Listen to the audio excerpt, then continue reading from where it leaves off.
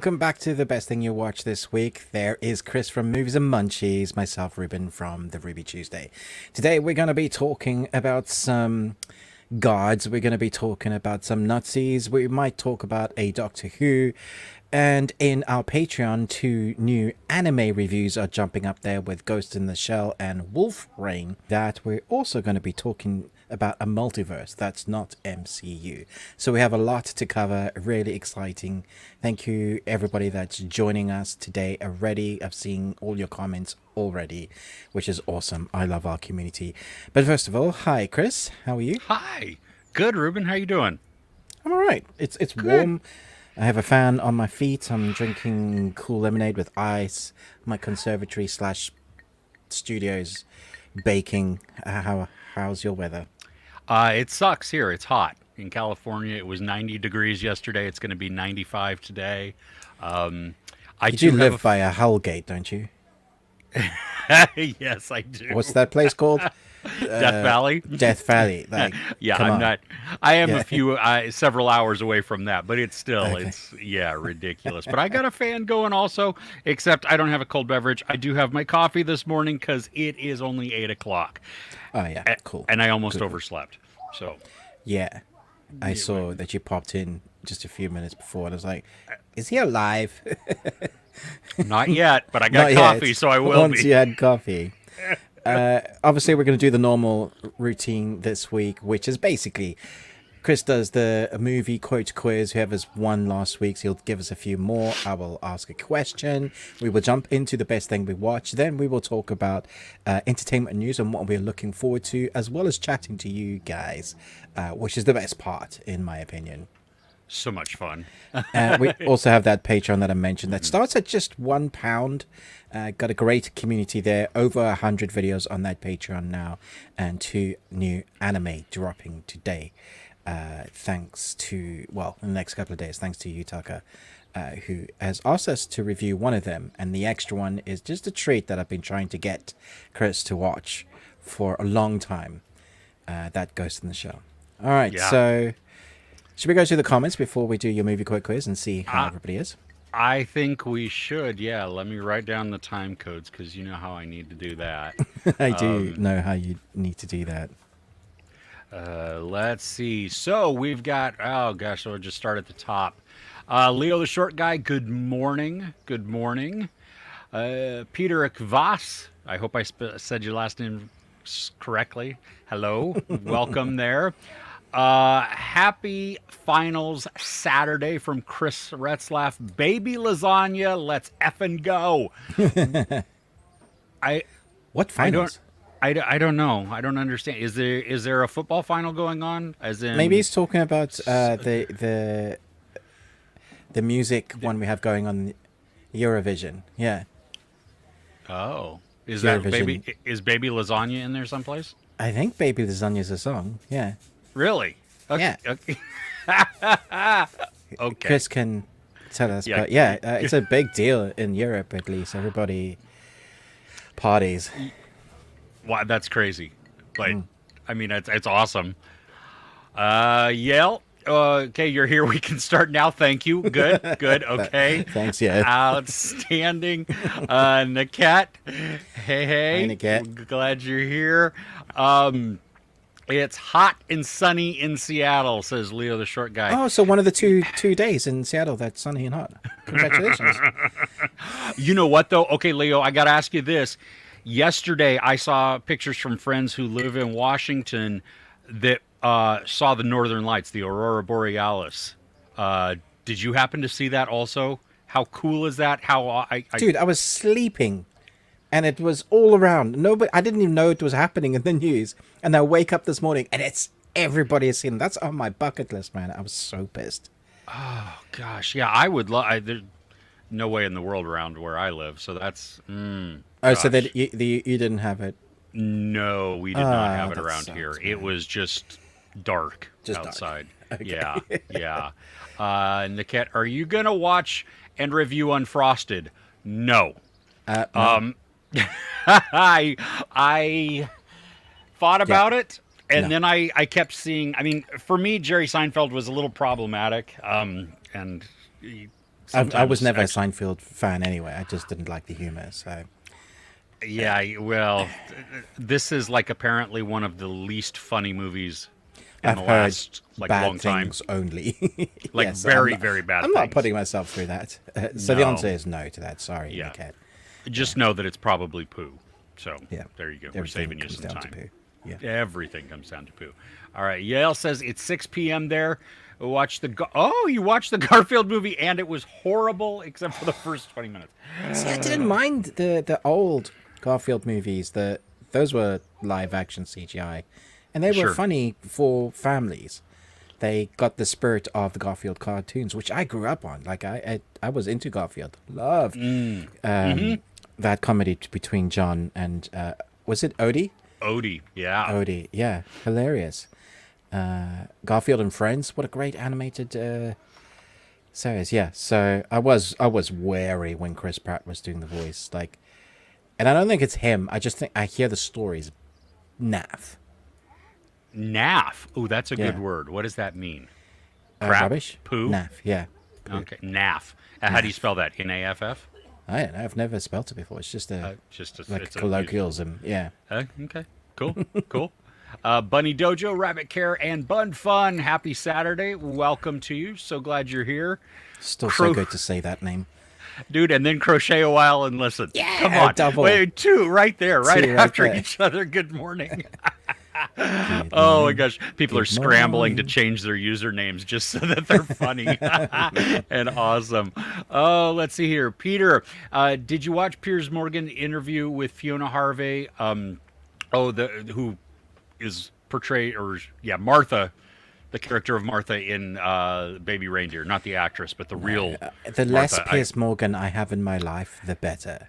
That's how I feel also. I saw that it was happening, and I know that Douchebag. she is making kind of the rounds a little bit. Because, I mean, that's a phenomenal story, and just Oh, it's an incredible story. Yeah. messed up. And She's doing interviews, heartbreaking. obviously. So, but no, I'm not watching anything with Piers Morgan. Yeah, no, I won't give him my eyeballs either. Leo didn't get to see the lights. Pooh, Neither did I. bummer. Okay, you are right, Ruben. Eurovision, baby lasagna, rim tim taggy dim. I don't know what any of that means. I but don't I either. know it's a thing. I am so down to now check that out because come on.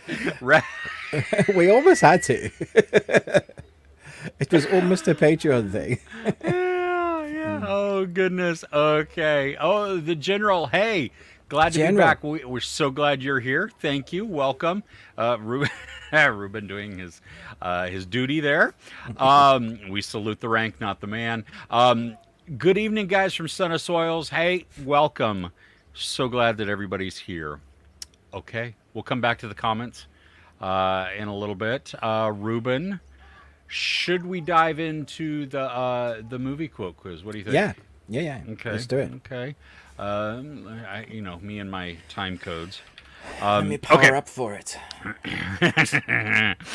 All right. So last week we had the Bunny Dojo, Rabbit Care, and Bun Fun, Yasi Sufi, Nostromo, and Chris Retzlaff.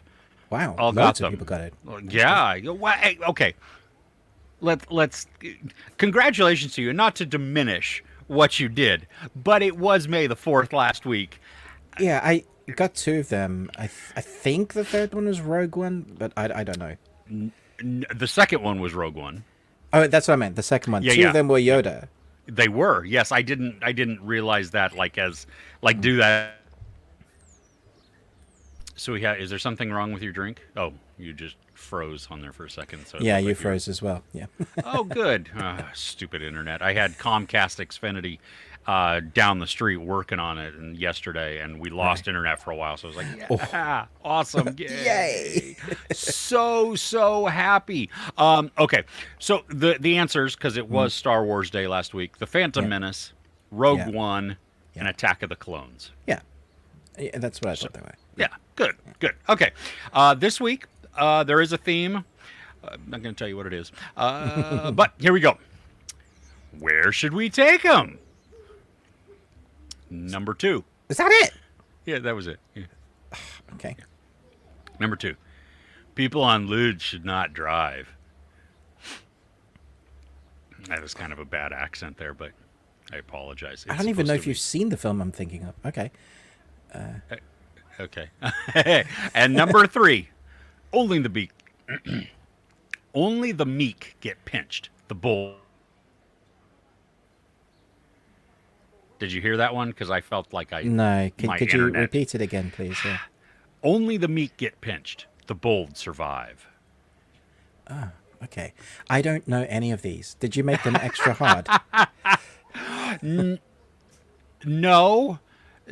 I mean, one of them for me is like, well, they're all classics for me. That just means they're old. It does.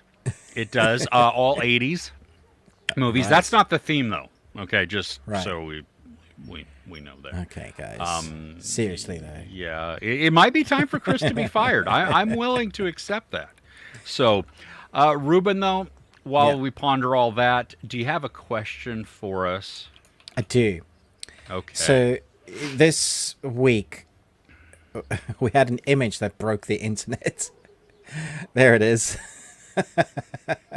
You see, for me, talking about on the audio, we're talking about the new Superman costume that was revealed for James Gunn's Superman movie, and we got our first reveal in the suit. And I was more interested in what was going on in the background, because I reckon that's Brainiac, one of his eye things, but nobody's talking about that. I thought there was like, oh, that's going to be so cool, live action Brainiac storyline, much better than the stuff we've had. I don't want any more repeats. We don't need to go down that line again. Also, the fact that Superman's nonchalantly just getting dressed and not rushing to Brainiac is a thing. But the question is, what is your favorite Superman costume? Not actor, but costume. You can mention the actor that wore it. So, like Henry Cavill's costume is pretty epic. But Christopher Reeve, was in one of that original with the underpants over, and that's what a lot of people had issues with, is the underpants being worn again on the outside. And the only issue I have with his costume is that it's very James Gunn. It looks like the Guardians of the Galaxy's costume, the texture, the feeling, even the lines, the stitching. And I was like, I don't really want an MCU Superman. And if that's what James Gunn is bringing to the DC, I don't want that. It doesn't need to be comedy. The DC was always darker, and I like it that way. So if they're going to make it funny like Thor Ragnarok, or I don't know if that works. He did similar thing with the new Suicide Squad, which I thought worked, but I have since tried to watch that movie again, and it's not as good on second watch. So what's your favorite costume out of the Supermans, Chris? I love that question because I couldn't care less. Brilliant. Yeah. I Who's your favorite Superman? Oh gosh. Probably just because of nostalgia growing up. Christopher Reeve. Yeah. Yeah. I mean, but Henry does a great job. I liked, I've liked everybody because I watched the TV show. Me too. Lois and Clark. Oh, Smallville? No. Superman. Like. What TV show? Like back in. What? I'm not that old. Back in the day. Sure. Was that black and white? Did it at have one sound? point it was. It had sound, but at one point I do think it was black and white. Okay, well then you are that old. No, I watched Dick Van Dyke and Andy Griffith and Leave It to Beaver, and none of those were actually airing live. Being produced when I was watching them. I don't think. Right. I don't. I'm not that old. Let's see here. I'm trying to find the year. Oh, dang it. IMDb. I didn't want that. Let's see here. I'm trying to find out the year.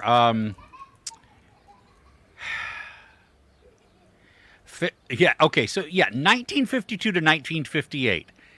I wasn't even a twinkle in parents' eyes at that point. George Reeves playing Superman. But did I say Brandon Routh? Because I got confused about being Brandon old. Routh is great. Yeah, See, I like that one, and I think everybody has had their own moments to shine. I never watched Smallville or. You don't get a costume, but he does do a great Superman. job at personifying what became Superman. Okay, well, I didn't watch Superman and Lois either. You know, I did Lois? watch. Ah, okay. I did watch 1 or 2 episodes of the one with Terry Hatcher. Yeah, Lois and Clark. Lois and Clark. Yeah. I've seen 1 or 2 of those, but Okay. Yeah, I liked all of them. I think they've all did a great job for the time that they were in when they were, because it changes as we go through decades and the variations. And there's so many variations of Superman to have, depending on when it's like New 52 or alternate universe Superman, Red Planet Superman, Russian Superman. see that it just I don't. Does even it know. matter? Not really. No, and I don't mind the underwear on the outside. Because it reminds me. You need a refill. It reminds me of the old one, like the original, and yeah, then even there's nostalgia attached to that for sure. exactly. And so that's why I don't mind. Nor I find it entertaining, interesting, intriguing, weird. To watch the internet lose its collective They've really mind. lost the plot on this one, haven't they? Because it's you have some people who are like, the franchise is ruined, his suit is crap, and then right next to that you will say, like, this is the best looking suit ever. Okay, I'm glad that you all like it or hate it. That's fine. That's totally appropriate and acceptable. You can like or hate whatever you want, but come on, we got bigger things to worry about. You know what I mean? Just let's see the movie. I've Let's see literally if the just story's seen a good. comment though in our comments, and that person needs to be banned. Jade Davis says Reeves sucked as Superman. Yeah. you can jog on. Jade, throwing down there. That is so funny. Wow. Oh my gosh. Mr. Saxon says, can we pick comic Superman suits? I always like the Kingdom Come costume with the black logo. Of course, there were so many great costume suits. And that's where it all started. So, yeah, for sure. And nice to have Mr. Saxon here. Yes, welcome to both of you. And just continuing on with the comments, Yale, I'm also nostalgic about Superman's nostalgia about Superman, but the original Christopher Reeves costume was the best. Okay. Yeah, I see that. So Nice. Did anybody else? Oh yeah, wait. Yasi, like that they changed Kara Supergirl's costume from skirt to pants. They accommodated Melissa Benoist's request to stay that way because they were filming in Canada. It was cold. Well, yeah, and come on. I mean, realistically, We're so far away from where women's you see it in fantasy like Dungeons and Dragons all the time, right? Men have these bulky armor suits and the women have like scantily clad. They're like, what? That's not going to protect you from anything. It's magical armor. Is it magical armor? Yes. That's the same thing. But I thought she was fantastic in the if we were talking about the Flash Superman costume there. I thought that was because that was Supergirl. Superwoman? Supergirl? I don't know. I don't know. A super. Yeah. But I thought that costume was awesome. Yeah. Nice. Chris Retzlaff, George Reeves, thank you. So you, if I were watching the comments instead of trying to search through the vastness of IMDb, I would have gotten that answer much faster. Ben Affleck, that's right, from Hollywoodland. Do you remember that where he played? He played George Reeves. Yeah. Actually, so that's okay, Ruben. What's that? It's too hot for that energy. Oh, General. Okay, Thank you, sir. Ruben. At ease. At There ease. you go. I would like you to sit that way from now on. It's just going to sit like that. It's going to be so comfortable. Gosh. Yeah, yeah. Hey, Mr. Saxon. Yeah, we have watched some of. I have not finished Shogun yet. I'm behind. I need to watch the last couple episodes.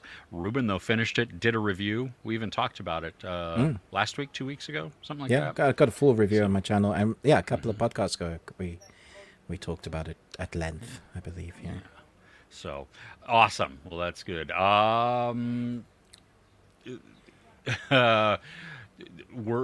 words. Christopher Reeve was great. Oh, fighting words. Oh, yeah, yeah, yeah. Fighting Because words. Yeah. because Jade, and then she. It's true, guys. But then coming in with the LOL. So good-natured fun here on Ribbon between everybody. Let's see here. Sully, welcome. Hey, good to see you, dude. We are. I think we're doing great. We're really, really hot. Yeah, So, we're warm. Yeah. yeah, it sucks. Yes, I do think that Ruben is going to be talking about Blood of Zeus season 2. It will be. Yes. Okay. In fact, we could jump into that now and do the best thing we watched. Let's do that then. Yeah, let me find the slides for you there. Okay. Cool. Yeah, go for it. Talk about it. Yeah, so Blood of Zeus season 2 episodes, about 30 minutes. We've waited 3.5 years for season 2. So this has not been a small chunk of time. For some time there, people thought it was cancelled. And I don't blame them, because this kind of came out of nowhere. Suddenly it was like, oh, we're releasing Blood of Zeus season 2 in a couple of months. And we're like, okay, cool. Season 1 was epic, very much following some of the storylines we've seen before with the Greek gods storylines. Left us on a cliffhanger, but then we come back, and this is really a quest storyline where our hero, Zeus's son, Heron, has to basically go and stop a MacGuffin of power to being in the wrong hands, because that MacGuffin of power is going to be able to, whoever has it, will be able to control the kingdom of the gods, because Zeus falls at the beginning of this. So there's no more Zeus in season 2, which is Just weird. his So blood. there's a power vacuum. So did you say just blood? Yeah. Blood of. I see what you did there. That's such a dad joke. Well I'm paying done. attention, right? Yeah, Yeah. thank you. Here all week. Nice. The animation is so good. Like, they really spent time on the animation. So there's a lot of emotional beats, and there's story tangents, but they all come back to that. Who's got the MacGuffin that's going to give me the power to be able to control the heavens? And we see gods that I've not seen depicted before. One is Gaia. I always thought Gaia was like a Final Fantasy god that we had around, but nope, Gaia's around. We have the brother and brother fighting each other. One has been conditioned to fight against his brother Heron, and Hades. Oh, there you go, his brother right there. Hades is, doing his thing, because he's always been that brother, the brother of Zeus and Poseidon, that's been felt like he got the bad end of the stick by having to rule Hades.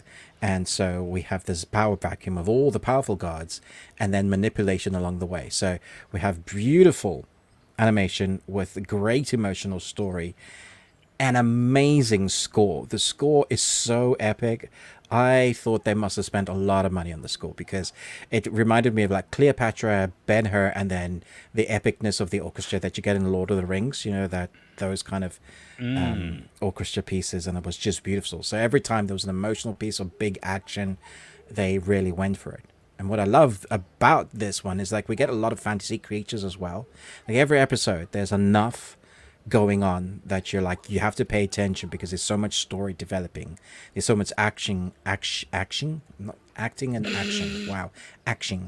going on that you just can't help but be absorbed. This is an easy binge. Like, even though they're 30 minutes, and I think there's, 8 episodes maybe, I flew through them, and I was just really gutted when it finished, because like, the ending is an even bigger cliffhanger than season 1 was. And I was just like, come on, why? Because are we gonna have to wait 3.5 years again? I think COVID probably had a lot to do with the first season, so I'm hoping that maybe we might get one in a year. Days with Netflix, I never know. This one is so good, and because of that, it'll probably be cancelled. So I don't know, but it is one of the better animated series I've seen this year. Quality voice work, lots of people you'll recognize, great animation sequences, and just really big all-out brawling from the get-go. Like big consequences, big monsters, and then little humans that are half god powered trying to survive that.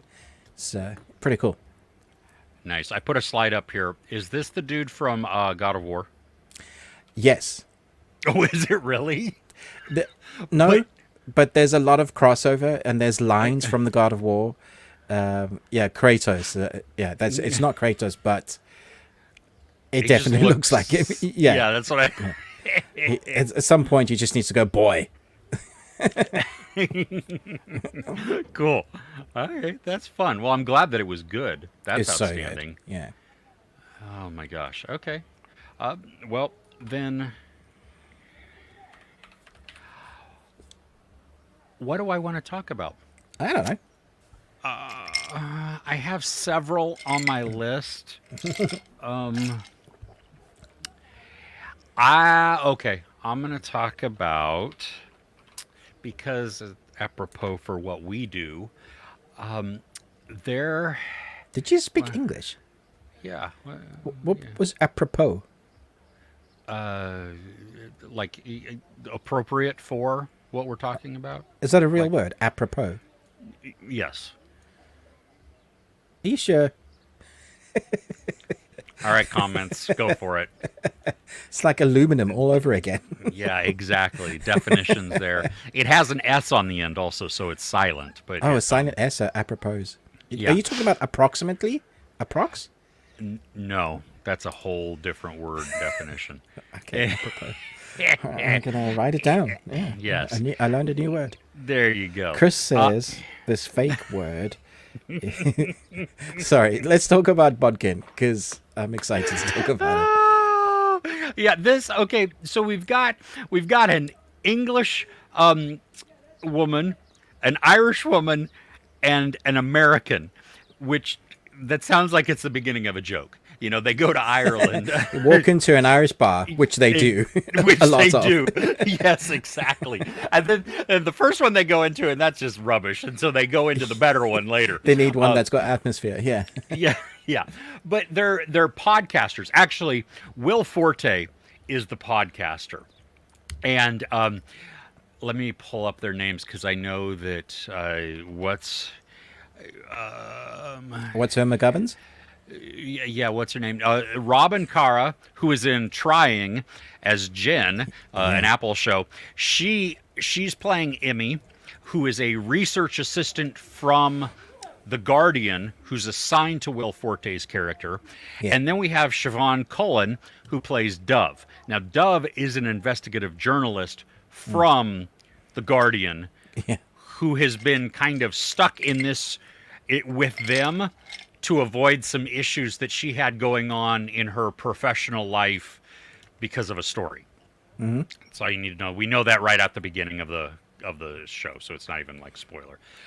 But they go to Ireland because this small town, fictional town, Bodkin, had years and years before a Samhain festival, and people disappeared. And so Will Forte thought that was interesting. It's a true crime podcast that he does. And he thought, this would be a good thing to interview, to get some, just a story. And from there, we get a surprising mystery. First off, I mean, I was not expecting the level of intrigue and misdirection and just complexity that was thrown into the mystery, because I thought this was more dark comedy. It does have dark comedic moments in here, but there's a ton of drama, and so the humor, I think, is there to just kind of break a little bit of tension every now and then and make you, it's very British humor, right? I mean, it's so dry humor, yeah. I was cracking up because I love British humor, so it was right up my thing. It's 7 episodes. They're meaty. I mean, they're almost an hour long each. And it is, as we go along, certain things I think you can find them. You can pick them out. They might be obvious, or you might guess them. But throughout there, so even if you figure out parts of the mystery, you still have the drama that ensues around the mystery to keep it engaging. So it's not all hinged on the mystery. But I was blown away just by everything that was transpiring throughout the series. We go back and forth, and because it all drops at once, you can binge it, which I think is a great thing for this type of mystery. You don't want to, leave it hanging and try and figure out. But they go through, and you get to experience this very, very small, close-knit type of town of Bodkin. Like, almost at times, you get the sense of... maybe like what's the Nicolas Cage remake, The Wicker Man. That the whole town is in on something. Now, don't think that's the plot. It's more of the feeling of it, or like The Lottery or something, where you have this town who everybody knows everybody and everybody knows everything, and they're not willing to talk about it. They don't want to share it because we keep our things here, and so. Yeah, I thought the cast dynamics were really good. We get to see growth in our characters, especially, actually, no, all three of them do grow in different ways, which I really appreciated, because you've got, like Emmy, who matures. She gains more confidence. Siobhan, who is playing Dove, she softens a little bit. She warms up a tiny bit here and there. Not totally, but a little bit. And then Will Forte gets just a better perspective, broader perspective on life, I think. Did you watch the whole thing? No, I've just seen the first episode, but what I saw of it, I really liked. That dry humor, the dark, wet atmosphere. Because there's that one comment. There's like, it's always wet, yeah. Even if it's not raining, it's just wet. And I was like, yeah, Chris would love that. I really like the antagonistic relationship that the professional reporter has with the podcast leader, because she classes herself as like a really great journalistic reporter, and she doesn't class podcasts, or especially murder podcasts, she just classes them as bottom of the barrel sort of stuff. And so she comes into this antagonistic, and then like sort of goes off on her own, and to investigate something. And she does actually have a lot of expertise, which the other two will need to use in order to get further on that mystery.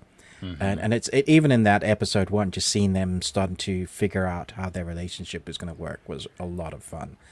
I'm definitely going to watch this. I think I might have to watch the first episode again, because my wife will love this. So it'll be like, this is... Do you think it's a one-time?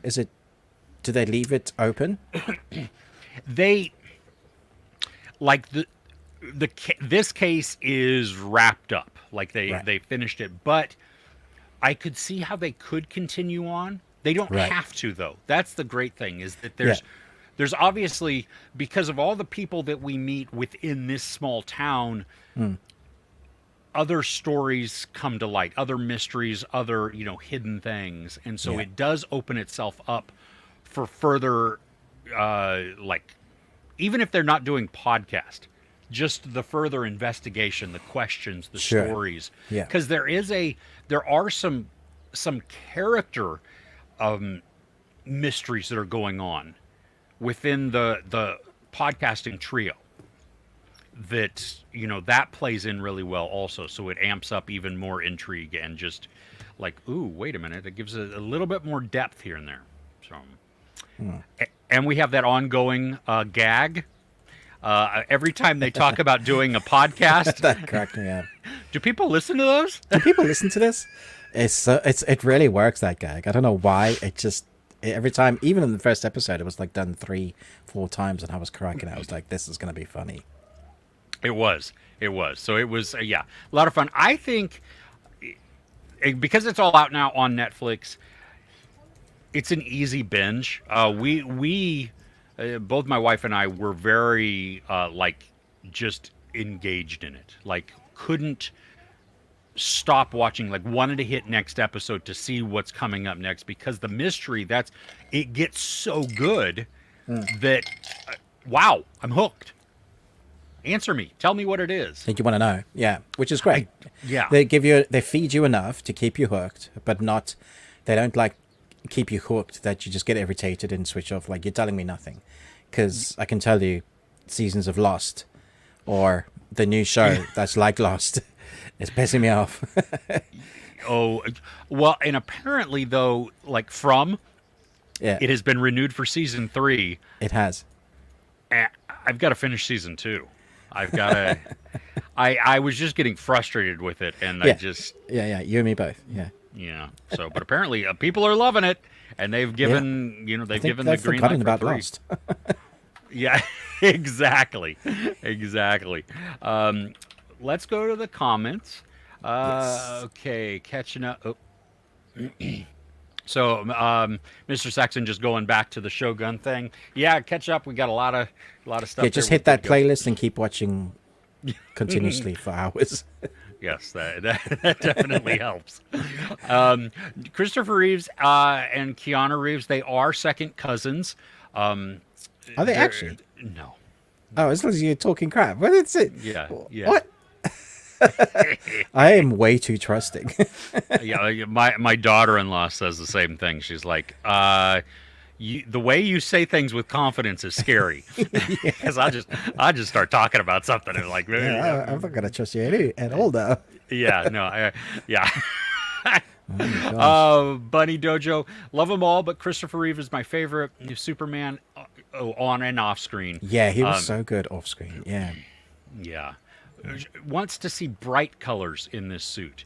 I think we might get some bright colors in that suit because you figure, like, part of it looks like it's been damaged in the image that you found, the James Gunn version. The hope of people expecting this film to be good. Is that damage? No. The suit itself. Wow. Okay. Son of Soils is halfway through Bodkin and loving it. Jade Davis wants to know what's worth watching movie-wise now. Well, you have come to the right place. Yeah, the original Superman. It's brand new. Have you heard about that? It stars Christopher Reeve. Yeah, exactly. Sully talking about Kingdom of the Planet of the Apes, which could be talked about today, I think. Yeah. Let's see. Yasi, first. You watched Sugar on Apple, Colin Farrell. I have heard like so many good things about that show, and I just need to be able to start it and dive in. Have you started watching? It is. I don't know if the whole thing is out. No. But it's, I haven't started watching. I mean, you put Colin Farrell's name on anything, and I'm like, yes. Okay. Yeah. Wait. One is Reeve and Keanu. Yeah. Christopher Reeve, Keanu Reeves. Yeah. Yes. So you're good. Distant second cousins removed. Yeah, exactly. Sully, worried about how well the last trilogy, speaking of 8 movies, ended. Thought it would be redundant. Yeah, I could see that. I could see those fears, which I think we'll get into. But he says it's really good. Yes, yeah. But will you think that when we have 9 of them? I don't know yet. Yeah. Fernando Mere? Probably not there. City of God and wait, what? Oh, really? Oh, okay. Okay, I'm still really stuck on City of God and Two Popes. Yeah, Two Popes I didn't enjoy at all, but City of God was excellent. I mean, is excellent.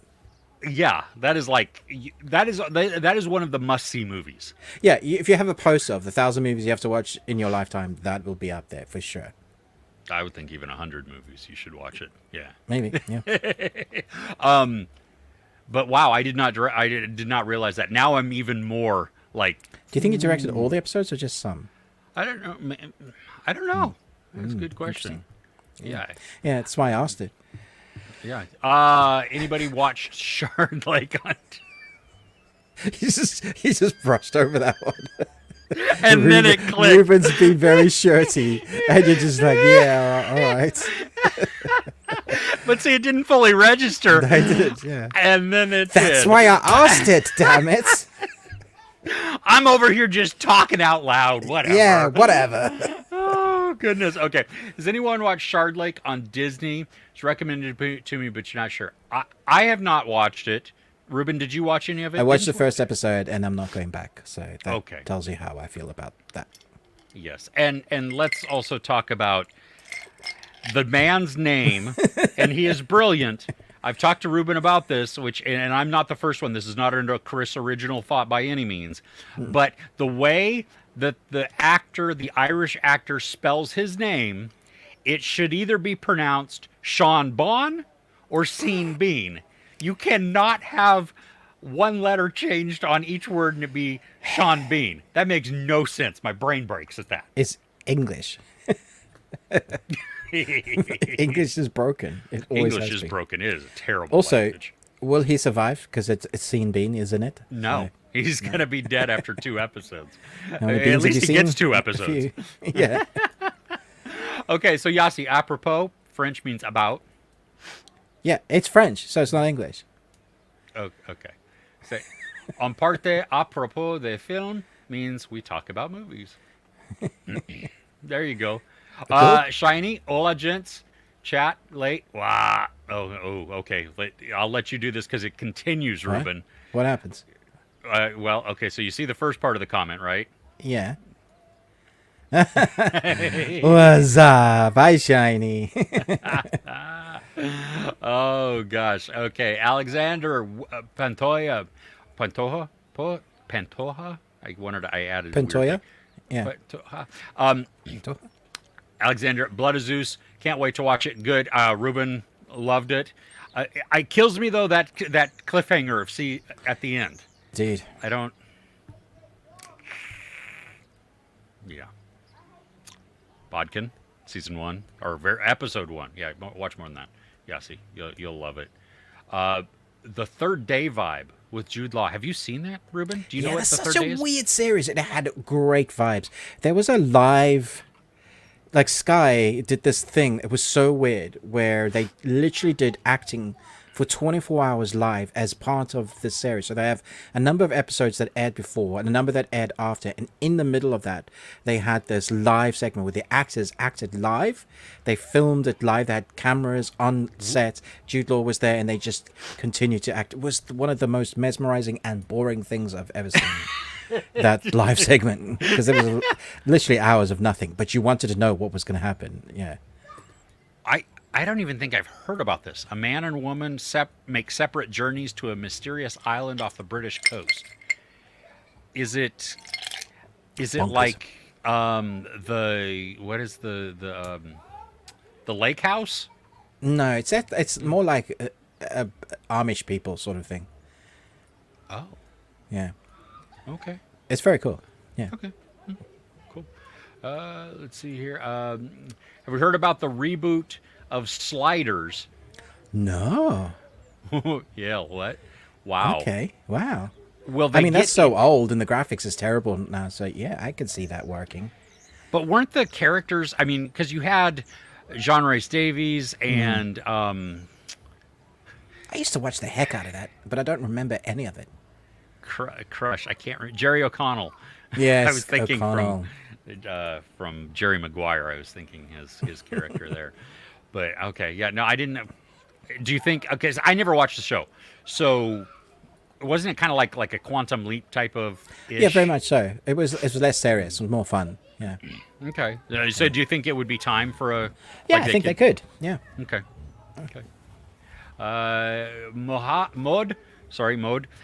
Watched 3 episodes of Bodkin, and it's looked like Murders in the Building. Yeah.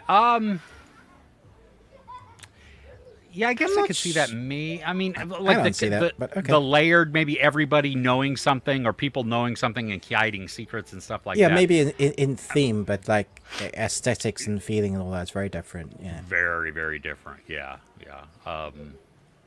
Superman and Lois is good, according to the general. Gives you a good feeling of old Superman did. Yeah, I agree. Okay. Yeah. Okay. I like the theme tune as well. Nice. Best movie watch this week, Love Letter. from 1995. Wow, I didn't realize people were alive back then. There was, it's when exchanging letters, two women discover new things about a man they knew. Huh. Oh, Yeah, never heard it's of that. Japanese. I had not. Yeah. And it's good? Okay. Cool. Wow. Okay. Well, Son of Soils, if it's not, we'll know who to come to. All right. Should we dive back into what we watched? Sure. Okay. Yeah. What you got? Because I think you're going to talk about one that I have on my list, I'm going to talk about one that I'd never seen until last night, and I thought this was really good. It's called Imperium. It came out in 2016. It stars Daniel Radcliffe as Nate Foster and Toni Collette as Angelina Zamporo, and it's also Sam Trammell. It's white supremacy going nuts and them having some sort of plan to actually take down the government. And I just thought it was a really interesting watch because it feels very real for life. It's not as intense as, say, I saw one recently. What was that? The Green Green Room. It's not nearly as intense as that. That's really intense. But the story and Radcliffe plays this character. He's an FBI agent, but he's not the guy you would go to undercover or at first glance. He's not really strong. He's not the greatest in the shooting range, but he has the personality type to be able to put you at ease and listen to you, so he could become like he could mold himself into that sort of culture. He could not really like what they do, but he could understand what they do, and so he gets sent undercover as basically a white supremacist and to find out what their big plan is and stop it. And so he gets involved with like the top clans, like the leadership, all these different parties that come together that are all white power, focused, and then realizing how big it is actually because they have police and law enforcement and judges and all around a particular area without upsetting people. It's far wider spreading than, at least in the movie, but it felt authentic, if that makes any sense. I just thought the journey of the character, seeing Daniel Radcliffe go through the changes of what he has to become, essentially, diffuse situations without having his cover blown, and then meeting up with Toni Collette, who's a fantastic actress anyway. It was a nice little snippet into the world of what this probably is without making it too dark. So it's not quite like Green Room or American History X, but it does have a lot of atmosphere. And it's one I missed. That you had Elijah Wood and Daniel Radcliffe do a bunch of these sort of films, and they often just slip under the radar.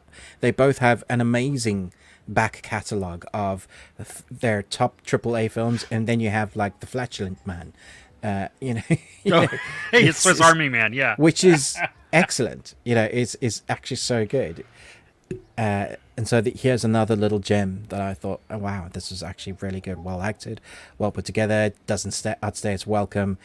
It is a tough genre, but sometimes you need to talk about those stories. So, did it make you want to set white people on fire? Yeah, but I generally want to do that anyway. Me too. Yeah. I believe, which is I shouldn't say it.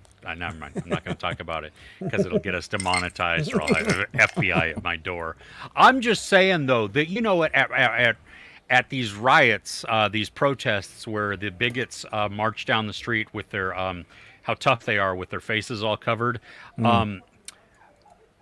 Nothing would disrupt or cause attention like one of those Nazis being set on fire. People think, shooting or stabbing somebody that causes a scene. No, a person running down the street on fire, that is That's so different. much better. Yeah. What's interesting about this film is it shows the different factions. So you have the ones that hide behind the mask, you have the ones that are just skinheads, and you have and they have their different rulers, and I think there was about 3 or 4 different factions, but there was one that are smart and intelligent, and you wouldn't know unless you got into their organization. Those are the ones that worry me. Yeah. All the others are kind of posers. They like the attention, it gets them. They'll burn a cross, they might beat some people up with a bunch of other people around them, but get them on a one-on-one with a guy that knows how to handle himself, or is as messed up as you are. That'll be a different story.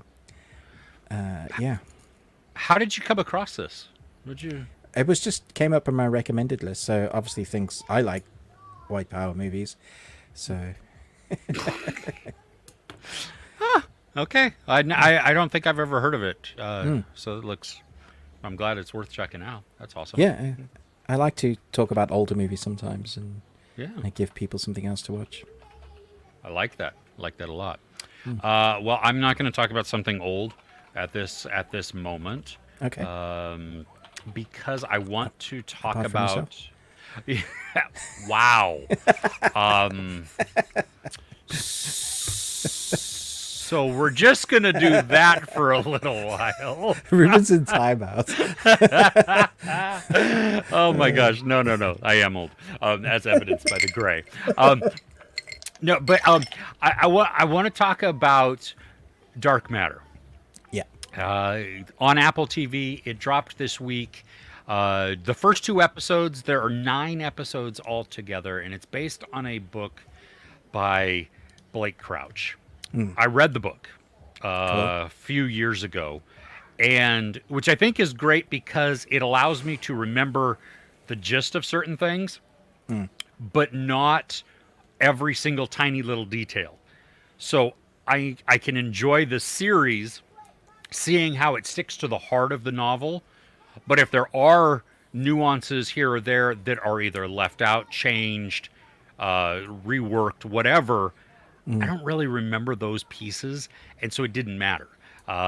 Blake Crouch was he served as also part of the screenwriting team, and he's an executive producer.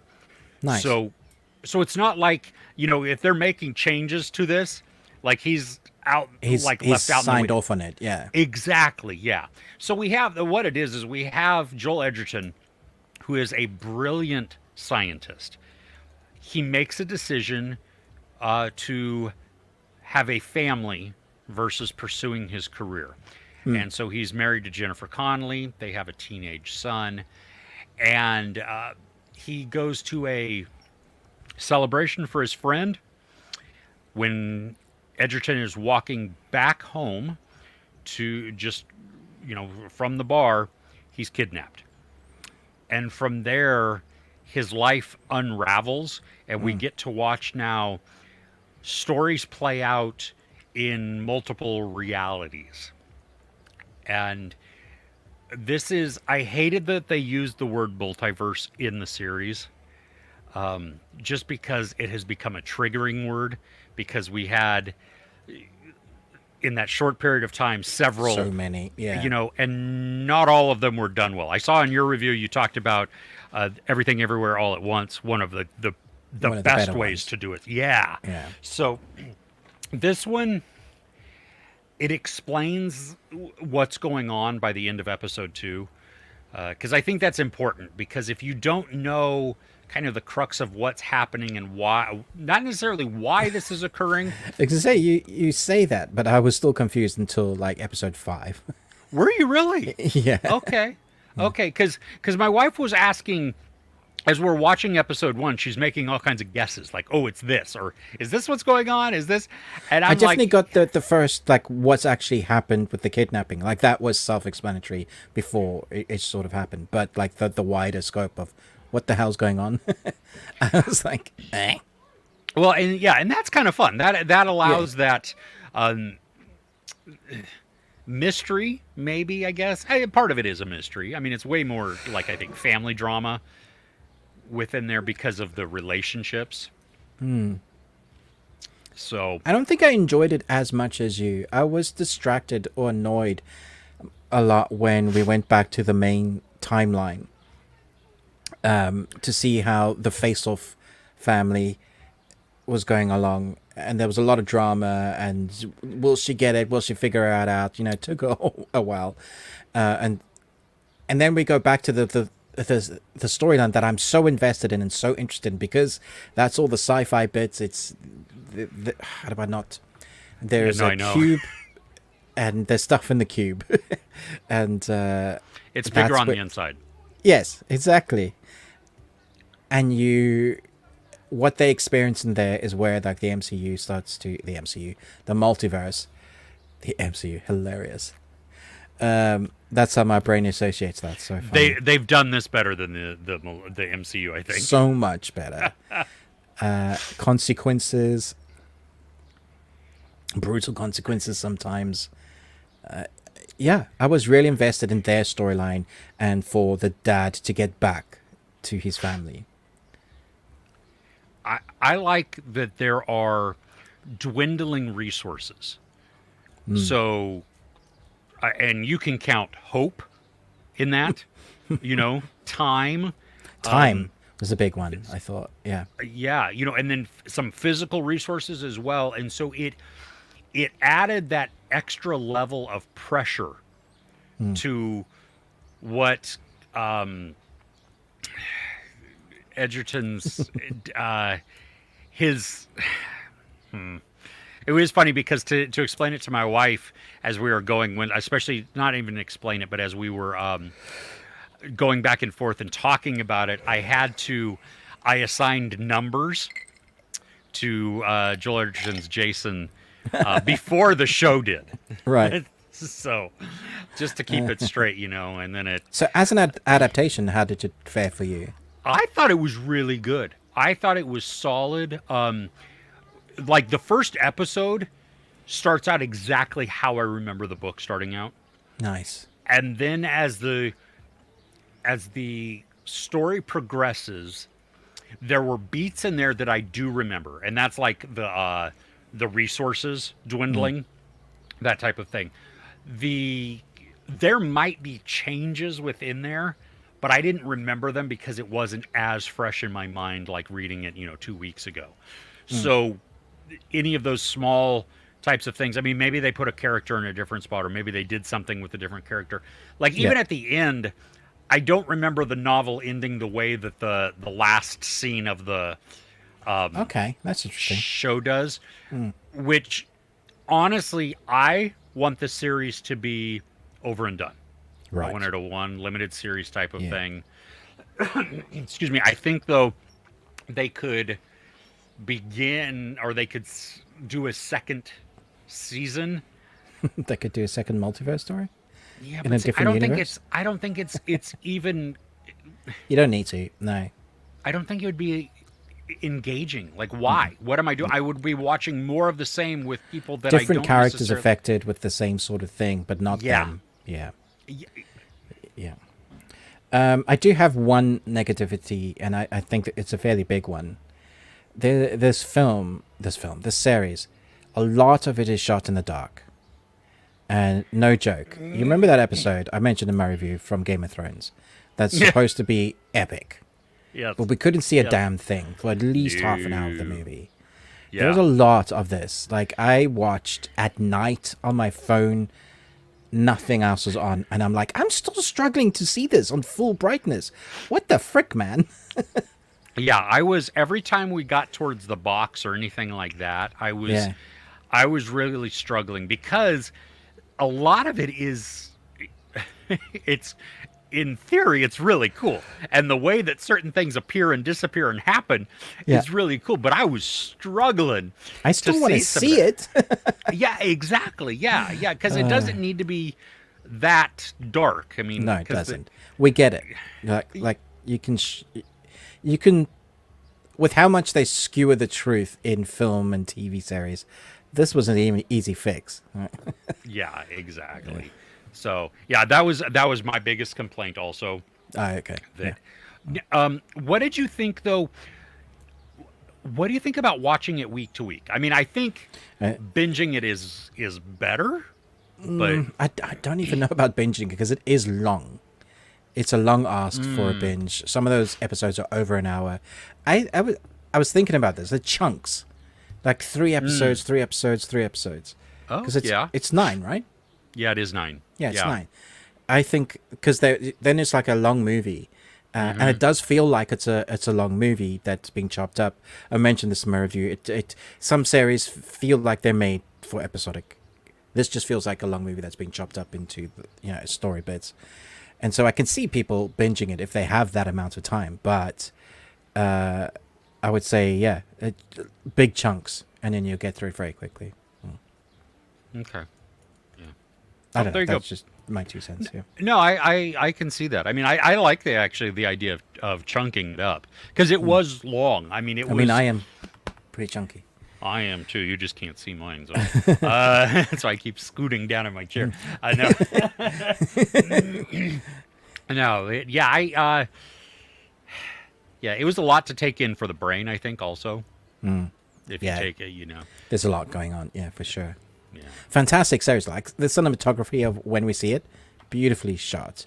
The acting from both our main protagonists, not both, three of our main protagonists, because we get the 2 that are with the cube, we get the wife and the alternate version of Joel Egerton's, and then we get the best friend, and we get the boss, and so there's others come in there. But when we have partners, I think they're knocking out of the park. Like you love to hate them, you are rooting for them. All of that is done really well. I agree. Cool. Nice. All right, let's go to the chat then. How about that? Cool. Let's go to the chat. Let me find out where we're at. You done your time codes? I did. Yeah. Oh, you're talking. See, there you go. Okay, Mud says, recently UK Netflix produced much better shows as compared to US Netflix.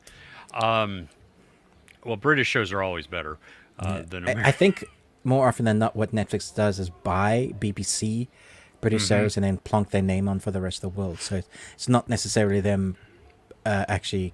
They have very few British shows that they have commissioned. It's a lot of like ITV dramas, BBC dramas that now have come over. There's a few I've noticed that are coming to the US, and I've seen already. Like I'm like, what? How is this now? Yeah, it shows like it's new or something. Yeah. Well, even The Tourist. The exactly. Tourist was It's aired Asian, in. Yeah, exactly. Exactly. But it hadn't. I think it had aired on Max or HBO like originally, but I don't know if it ever even had any like publicity around it because I'd never even heard of it.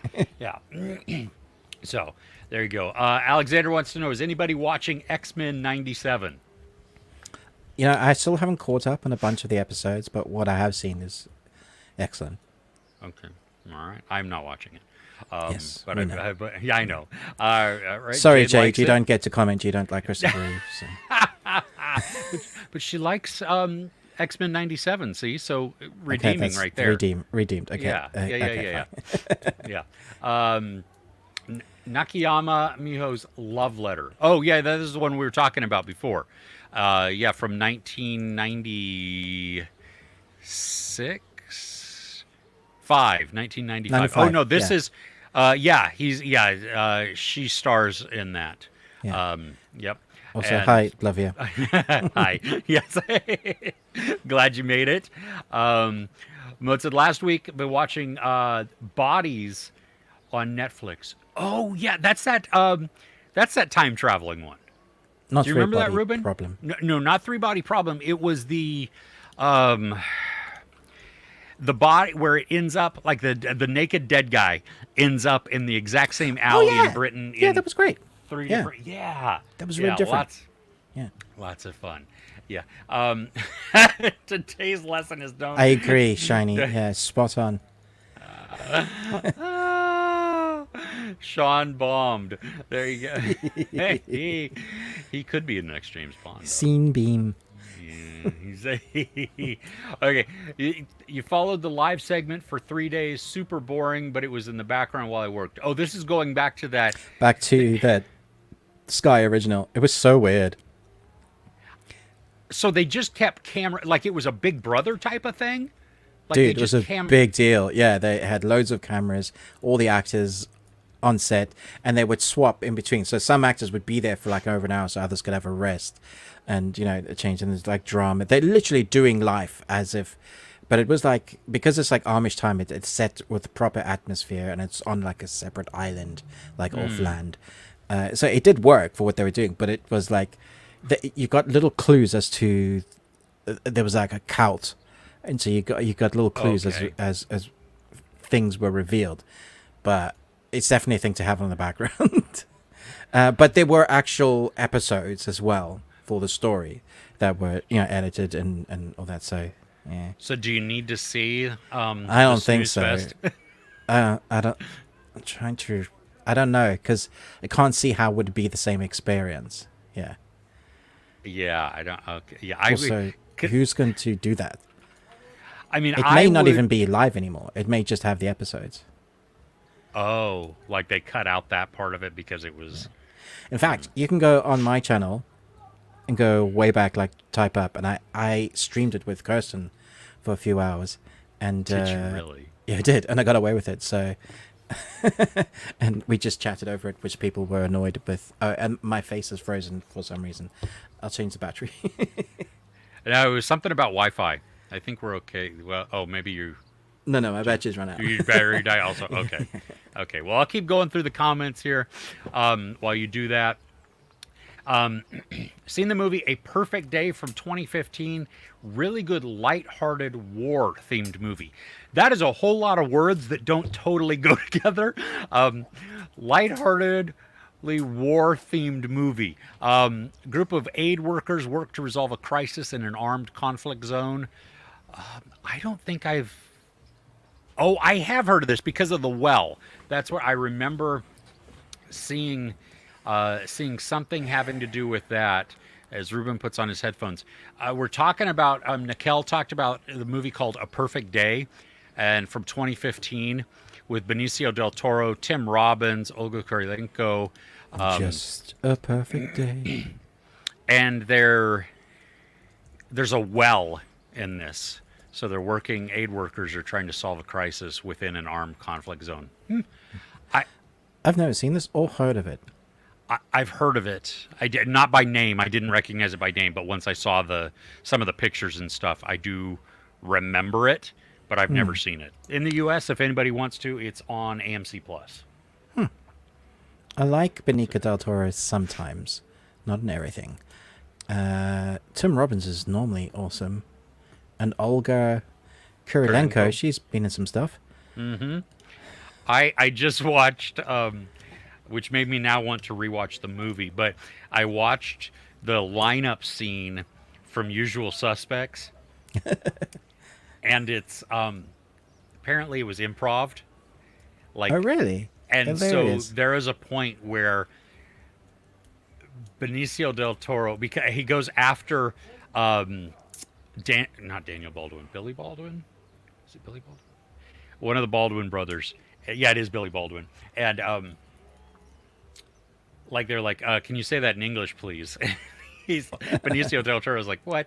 And you see though the cast like cracking up, and it fits within the scene, but knowing that it's improv, it makes it even better because they're all breaking character. That's crazy. So, yeah.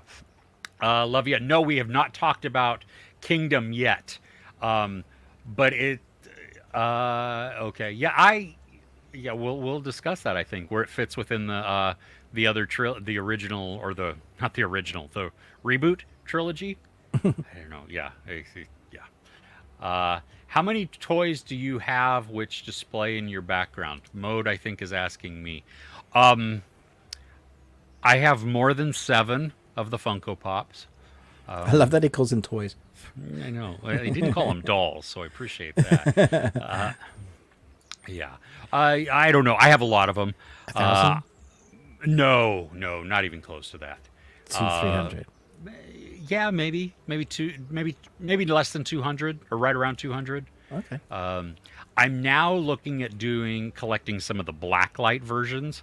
Ooh. If you look over my right shoulder here, Yeah. I have a couple there. I have Loki, who he's holding the Tesseract. I have one of the Killer Clowns from Outer Space, and then I have Nebula and Mantis. Nice. And so yeah, I'm Those gonna. are cool. Can you zoom in quick? Um, No, I'm joking. there. Oh, it's gone clear. Yeah. Okay, cool. That work? Nice. Okay. Yeah. There you go. So, anyway, yeah, that's that. Thank you. Chris Retzov liked what were the one that you were talking Imperium. Oh, Imperium. Yeah, but Yeah, it's I didn't notice that. If you want to talk about bad accents, I'll talk about something in a bit. But yeah. okay. Oh, about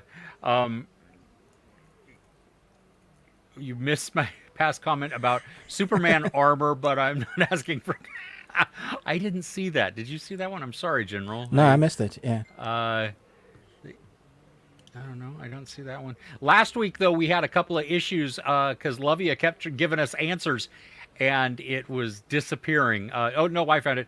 Love to see Superman in an armored suit against some monstrosity. Okay. I don't know who monstrosity is, though. Is that a person or a... Yeah, okay. Going on. Sliders is not about time... Oh, okay, not about time travel. Parallel universes. Oh, okay. Well, Same thing, different day. Yeah. Yeah. So it's multiverse then. That makes me want less to see it. Just because based on even our last conversation, as much as I love dark matter, yeah. Marginal Man loved Abigail. Hey, that was... It just came to streaming too, which I'm sorry, that is ridiculous. So quick, man. They're killing it. All these studios are wondering why we're not, you're not getting all this money from the movies. Well, it's because audiences don't have to wait that long before. Remember when it used to be like a year before something would come out on streaming or DVD or VHS even? VHS Satellite was 2 years. Yeah. Wow. So that, I mean, now it's less than 45 days, or it is 45 days, something like that. I mean, That's yeah. Okay. Emma Louise, hey, welcome. Good day. Oh, Or my sister good Babette night. Shaw is in Australia. Do you know her? There's only like 15 people in Australia, right? Right. Because there's only like 6 people in Iceland. Because that So- cracked me up in Bodkin, where like, oh, my cousin Jody. Like, did you know? I was like, brilliant. Oh, that's Yeah. so stereotypical. Oh my gosh. Oh, let's see here. Yassi saying third day psychological folk horror. They take a trip. Oh yeah, okay. Gets separated from mainland and becomes an island for 3 days at high tide. Oh, and there's a cult. Nice. Kitty, how is your dear father? He's very unwell. I fear he will not see the year out. How marvelous. How do they get the pastry so crispy? What? What quote is that from? Wow, that's a good one. I know this. I know Do this. you as really? well. Yeah. I don't. Oh, that's gonna bug me. Nice. Ugh. Good one. Stumped me. I like it. Like Dark Matter, started to be predictable until the end of episode 2. Oh, yeah. Well, and it once you know what's going on, it becomes then the complexities and the problems of what is going on is causing versus, there's still some mysterious aspects that are woven through it. But, yeah. Crochet a while and listen, Dark Matter. Book was confusing. Hope the TV show is better. I think they do a pretty good job of explaining it. Ruben, did you feel that they did of what's going on? After episode 5, yeah. I think once we spend more time in the tunnel and like you work it out, you get it. Well, that is some of the fun though, because you don't want to know right off. No, the I don't. bat I'm not, because- not saying that's a Yeah. bad thing. I was still Yeah, invested. but you're right. Yeah. Yeah. Well, because I had forgotten what the triggers. Yeah. Yeah. And that was really cool. It was like, well, but why? And then you figure it out. Yeah. Yeah. Yeah. Because that adds its own level of just So good. Genius. messed upness, really right? fun. Yeah. Mr. Like Destiny. Neo, Oh, clear your mind. yeah, exactly. Exactly. Well, my wife was like, Stave Puff Marshmallow Man? Don't think of the pink elephant. Exactly. Oh, gosh. I don't, Mr. Destiny, I know what that is, but I haven't seen that one. Have you seen that, Jim Belushi? Oof, I know that. It's probably got a good cast as well. It's from 1990. Linda Hamilton. Linda Hamilton. Hey. Yeah, I don't. Michael Caine. What? John Lovitz. Rene Russo.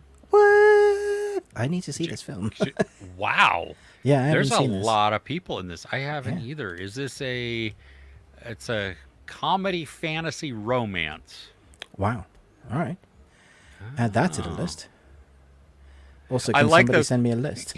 Well, I like this because unhappy Larry Burroughs sees what life could have been like if he had made that winning home run as a teenager. So all I think is Uncle Rico. Coach would have put me in. Life would have been. Put me in, coach. Oh man, dark matter is constellation on Earth. Found it more intriguing. Yes, he says. I like the over the head shot with T.S. Eliot quote in the art exposition. Oh, the. I mean, yeah, okay. I can see the similarities to Constellation, but there's also a huge difference within there too. Yeah, one's good, one's not. Right? Don't listen to Ruben. I really don't like Constellation. Yeah. Okay. Crochet Island, listen. Best thing to watch this week is finish the Blacklist binge and then went on Nice. to Andromeda. Whoa. We were Love talking ab- Blacklist. And Andromeda is so cool. I mean, it's old, but it's back in the old sci-fi days. Babylon 5, all of those. Not as old as Babylon 5. Andromeda is probably more like when we had Stargate Atlantis. Yeah. Okay. I've not seen it. It's got Hercules in it. Yeah, I don't like him. Because he's a Christian. He's Is a that right? D-bag. No, He's a D-bag. He's got his head up Trump's butt. Yeah, he does, yeah. Yeah, But, so, I mean, he's not the only one. There's a few 71 million people. yeah, but there are more that see the truth. Badger, hey, Badger, you're popping into the shop. Badger! Cornetto, please. Yes, please. Yeah, if you're going to the shop. Yeah. Third day, why everyone talks about that one episode. Probably because, yeah, I'll say that it's so out of the ordinary and terrible. Yeah, and, it's a and unique- this is from somebody not knowing about it, not I seeing mean, it's certainly it. brave doing something very different. Yeah. But, yeah. That's why Jude Law jumped at it, because he was like, I want to do that. That's cool. If you watch a movie at home and it's bad, you should stop watching. But what if you're at the movies, paid for a ticket and all? What do? Watch till the end, hoping it gets better, ask for a refund. Both? All of those? I've never walked out of a movie. But you've wanted to. There's been one or two, and I can't remember what the titles were that I did. I always hold out hope that it's going to get better. But Alone in the Dark with Christian Slater. That's the one I most wanted to walk out. Oh. I'm with Christian Slater. I think so. It's based on the game. 2005. It also has Tara Reid, a Yeah. detective of the paranormal, slowly unravels mysterious events with deadly results. It has 2.4 rating out of 10 on IMDb. That's encouraging. Super high. Yeah, no, I've never. You should. It's totally worth it. Yeah, good. Okay, I'll do that. I'll get right on that. There have been shows that I've tapped out on. I am, though, a sucker for terrible, terrible movies. No, this was terrible that it pissed you off. It wasn't terrible that it became good. There's definitely a space in my head for those, like Sharknado. Oh yeah, but I'm talking about even good. like terrible, terrible. That I will just find myself being sucked in, and it used to happen more so when I had cable or satellite. Right? Yeah, because the bad cable TV movies. You're you're scrolling through. I could have missed 30 minutes of it. And just stopped on it, and I'm like, what is this nonsense? Yeah. And then my wife walks in, and she's like, what in the world are you watching? I don't know. You made me watch a terrible, terrible movie the other day, and I really wish I'd stopped watching that. Is it the one we're going to talk about? No. The one that was supposed to be that one. Oh, yeah. No, that was a terrible, terrible movie, and I wanted to turn that one off. The only reason I didn't is because we were watching it together. Not I Saw the Devil. I Trapped the Devil. I Trapped the Devil, yeah. Which, to be fair, there's one word difference. And I got it wrong. That's what it is. Yeah.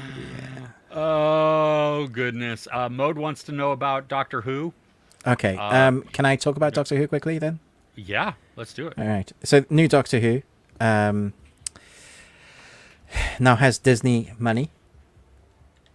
It airs on the same day as it comes out on the BBC, which is unique because it used to be only for, like, it was one of their flagship titles. And we've had various doctors like David Tennant, who was incredible. Sam Smith, it was amazing. Matt Smith. My two favorites there. Didn't really like Jodie that much. And so when it came to the new Doctor, I was very excited because I'm a huge fan of the actor. How do you pronounce his name? Shooty, thanks. I always get this wrong. Yeah. Shooty in Sex Education is phenomenal. He is so good. One of my top two, if not my favorite character in that season, apart from probably Gillian Anderson. So he did a Christmas special, but there's 2 new episodes now that just came out today, I think. And it's a soft reboot.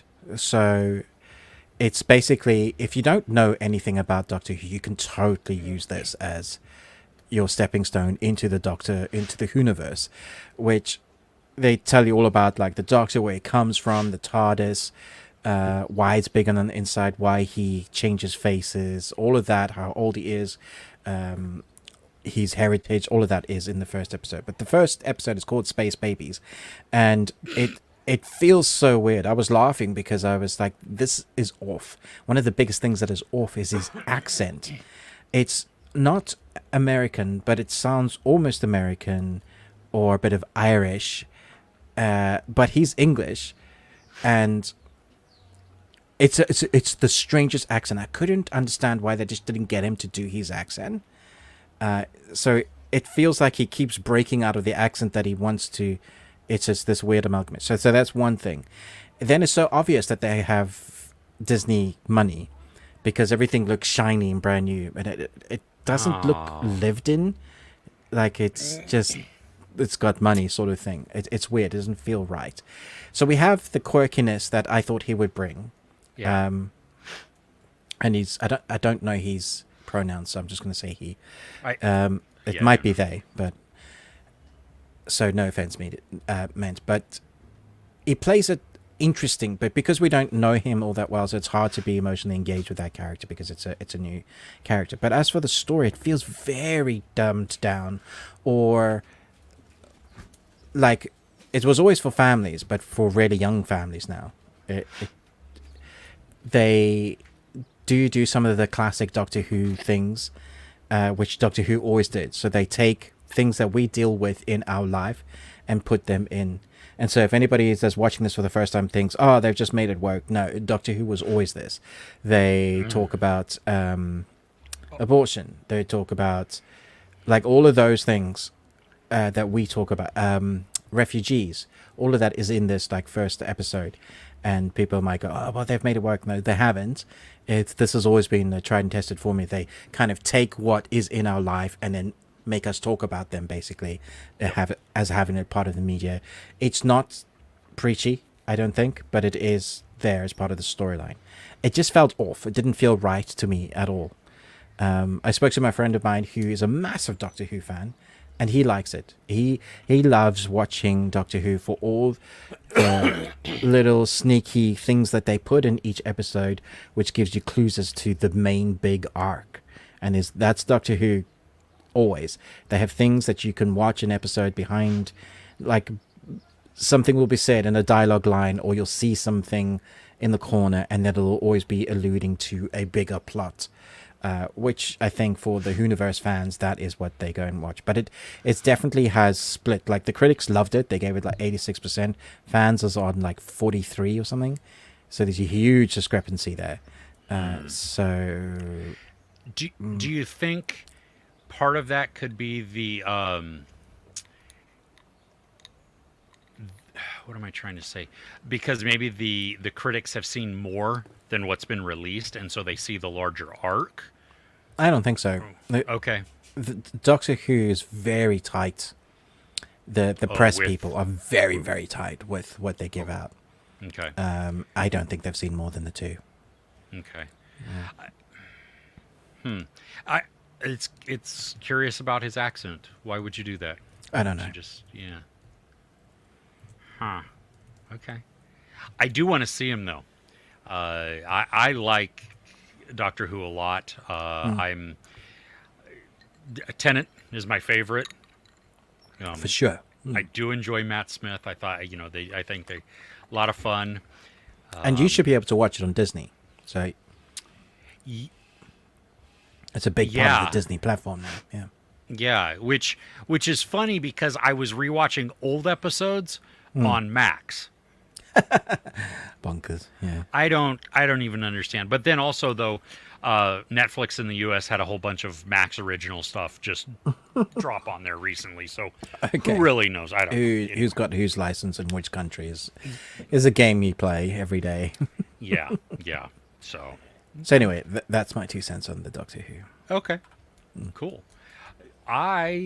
Let's talk about I don't know if you actually got to see this yet because we didn't get a chance to talk about it, but Kingdom of the Planet of the Apes. No, I tried to convince my wife, but I couldn't. To go and watch it. I failed. So I didn't want to go and sit in the cinema by myself. So. By yourself. So you and I watched the Rise, Dawn, and War just recently in anticipation for this. And so this is not, I don't think this is as good as those three.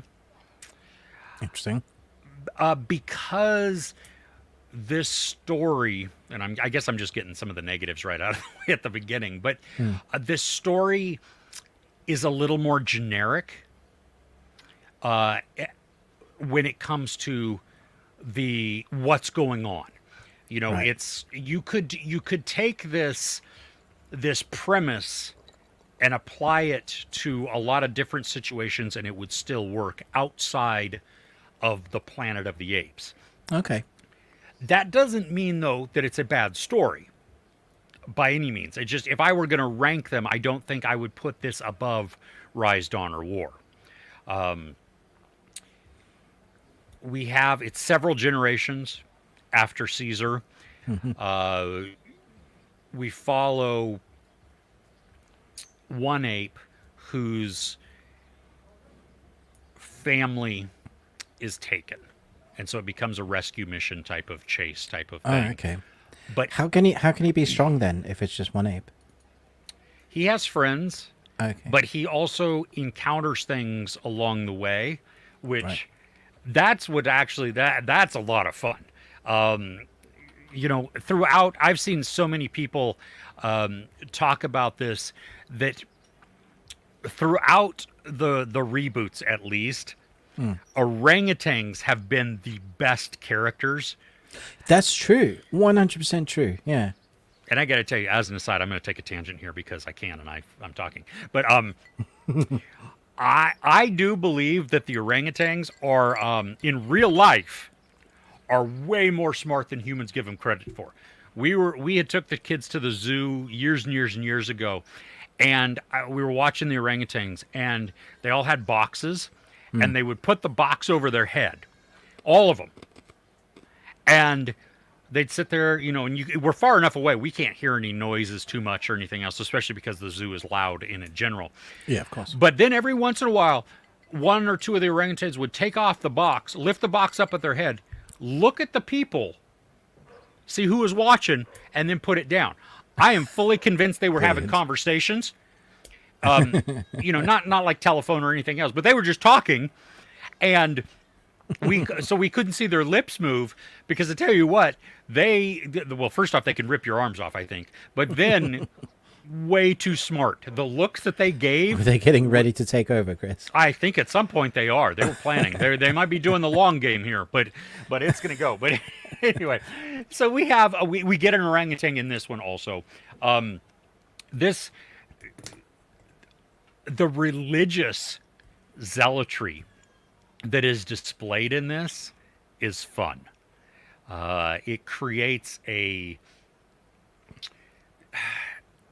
terrifyingly accurate, relatable type of scenario, even for today's world, because you have these people who, you have these apes who, all of the apes pretty much know who Caesar was.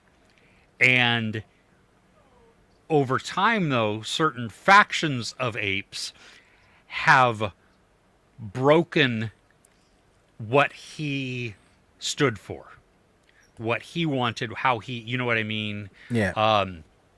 And so now they see it as, we must rule, we must do this, we must conquer. And so they've elevated Caesar into warrior Jesus or something. And so you have this fanaticism that goes along with this. And Noah is the main ape that we follow. And you can see his curiosity. You can see all of that as he tries to learn, because at one point his brain has just exploded by what he finds out. And it's like, whoa, it kept me engaged in the story. I mean, even though you could apply this story to several other, movies, not necessarily ape movies, it's still, I was engaged in it, because there was that emotional, relational pull to what's going on, with enough, a little bit of intrigue here and there. The CGI is wonderful. I mean, it really is. Like it. And is it still Weta? Andy Serkis's company? It might be, because he was an on-set consultant, and because it was Imagine, wasn't it? That the did they do that? I don't know who did it, okay. but it's but it's as good, or if not better. The CGI. It's so good. Yeah, no, it really is. Because in Rise, it's used sparingly, right? Because we have more humans, and then as each of the episodes, each of the movies progress, we get less and less humans and more apes. Yeah. And this has really, I mean, it is great. And when you combine that with the world building, how they have built out all of the environments, and because years and years and years have passed. And so you have buildings that are just decrepit. They're covered with vines, the structure is kind of there, but that's about it. And so it feels very, very real, very abandoned, and like, nature has taken over. the fight sequences, dude. Okay, I loved them because while there were some quick cuts and quick edits, there was also a lot of seamless stuff where you just have the that's camera great.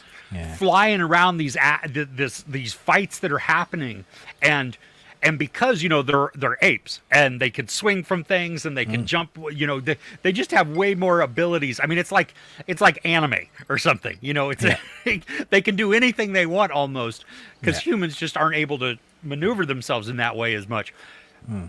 The camera follows that action, and so it was very immersive. I gotta say, as much as I liked all of the characters, I thought Freya Allen was wonderful. She plays the human Nova, and which all humans are Nova, just in case you. But she's good. But Kevin Durand, who was the big guy in Abigail, he. Oh yeah. He was great in Abigail as well. Yeah, he was, and he's been in so many things, and he plays such varied characters. He's super tall and he's just ripped, and so he's very big. Menacing. I mean, but here he plays Proximus, who is the like a god. No, he's the leader of the beach apes, and the way they mocapped him, I could see him. Amazing. And he is does he play a gorilla or it's more of he's not gorilla. He's definitely like a massive ape? Chimpanzees. They're like here. This is a the baboon? One that he's. No, I mean that's him right there. I would guess that's a chimpanzee, right?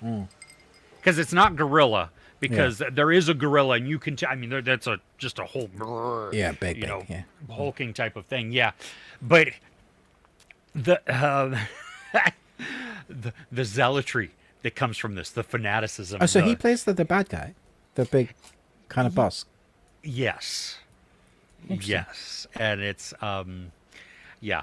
I'm not sure. Let's say I'm not sure. That made no sense. There is some lacking information on some characters.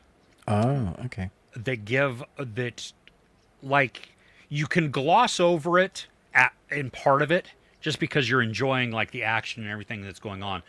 Truly though, when you step back, you go, well, wait a minute. Why are they like that? Why are they doing that? Yeah. And that becomes it becomes a big part. Like I want to know more. And I don't want to know more just if you're going to continue the story, in another movie. I want to know it in this one. I think it would, because it points to character motivations and background. Well, you know what? I heard the Zack Snyder cut. We'll get all of that in a 9-hour version. True, it will. Yeah. So we're good to go. Yeah, no. This is a lot of fun. I mean, it really is. I've seen some people hating on it. Okay, fine. I don't know what you were expecting. I mean, first off, it's an ape movie. It is not nearly as good, though, as Rise, Dawn, and War. That's my take on that. Okay. I would still watch this again. I want to rate see. It? Did I say 4? 4 Isn't that what you gave some of the others, though? Yeah, but 3. when I went back and rewatched them, they're because they had their own issues. Each of them do. Yeah, they're not perfect, but there's something within there, the emotional connection, maybe. The Caesar storyline is so powerful. It really is. The 3, yeah. Yeah, and this is definitely still worth watching. Don't misunderstand me. I mean, I will buy this one also to add it to. Well, you're going to be buying a lot more for years to come, Chris. I know. Yeah. So anyway, it will be interesting though to see. Do we end up at some point where the original Planet of the Apes ended? Right. Yeah. Yeah. Because we had hints of that. Yeah, we did. We had hints of it, but we never in Rise. fully got it. Yeah. Does it Or- end, or does it cliff? It uh, it ends, but also leaves it open for. Okay. And it's funny. I was looking at the cast on IMDb. The third listed has me like totally scratching my head. Okay. Did I cut out there, or did you cut Yeah, out? you did, yeah. The third The third. third listed character has me scratching my head. Because you didn't see them in the movie? Because they're barely in the movie. Oh, interesting. Funny. So I don't know. Well, I mean, Brad Pitt is in Deadpool 2. Wait. This is true. And what was it? A cup of coffee? That's what he wanted to be paid. So, yeah. Okay. You want to go back to the comments before we hit up our watch along and stuff? Mm-hmm. Okay. Sorry, I had to find the comments first. Where were we?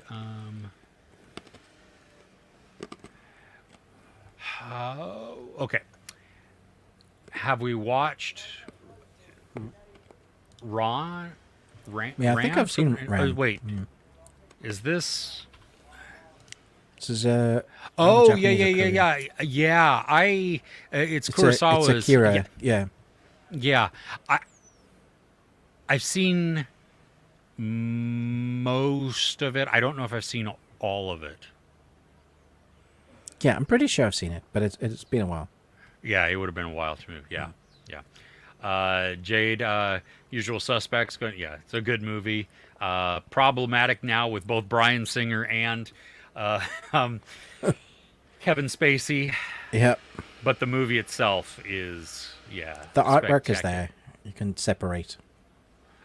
Yes. My wife jumping in there. Ruben has toys behind him too. I actually have toys behind me. Oh, that's great.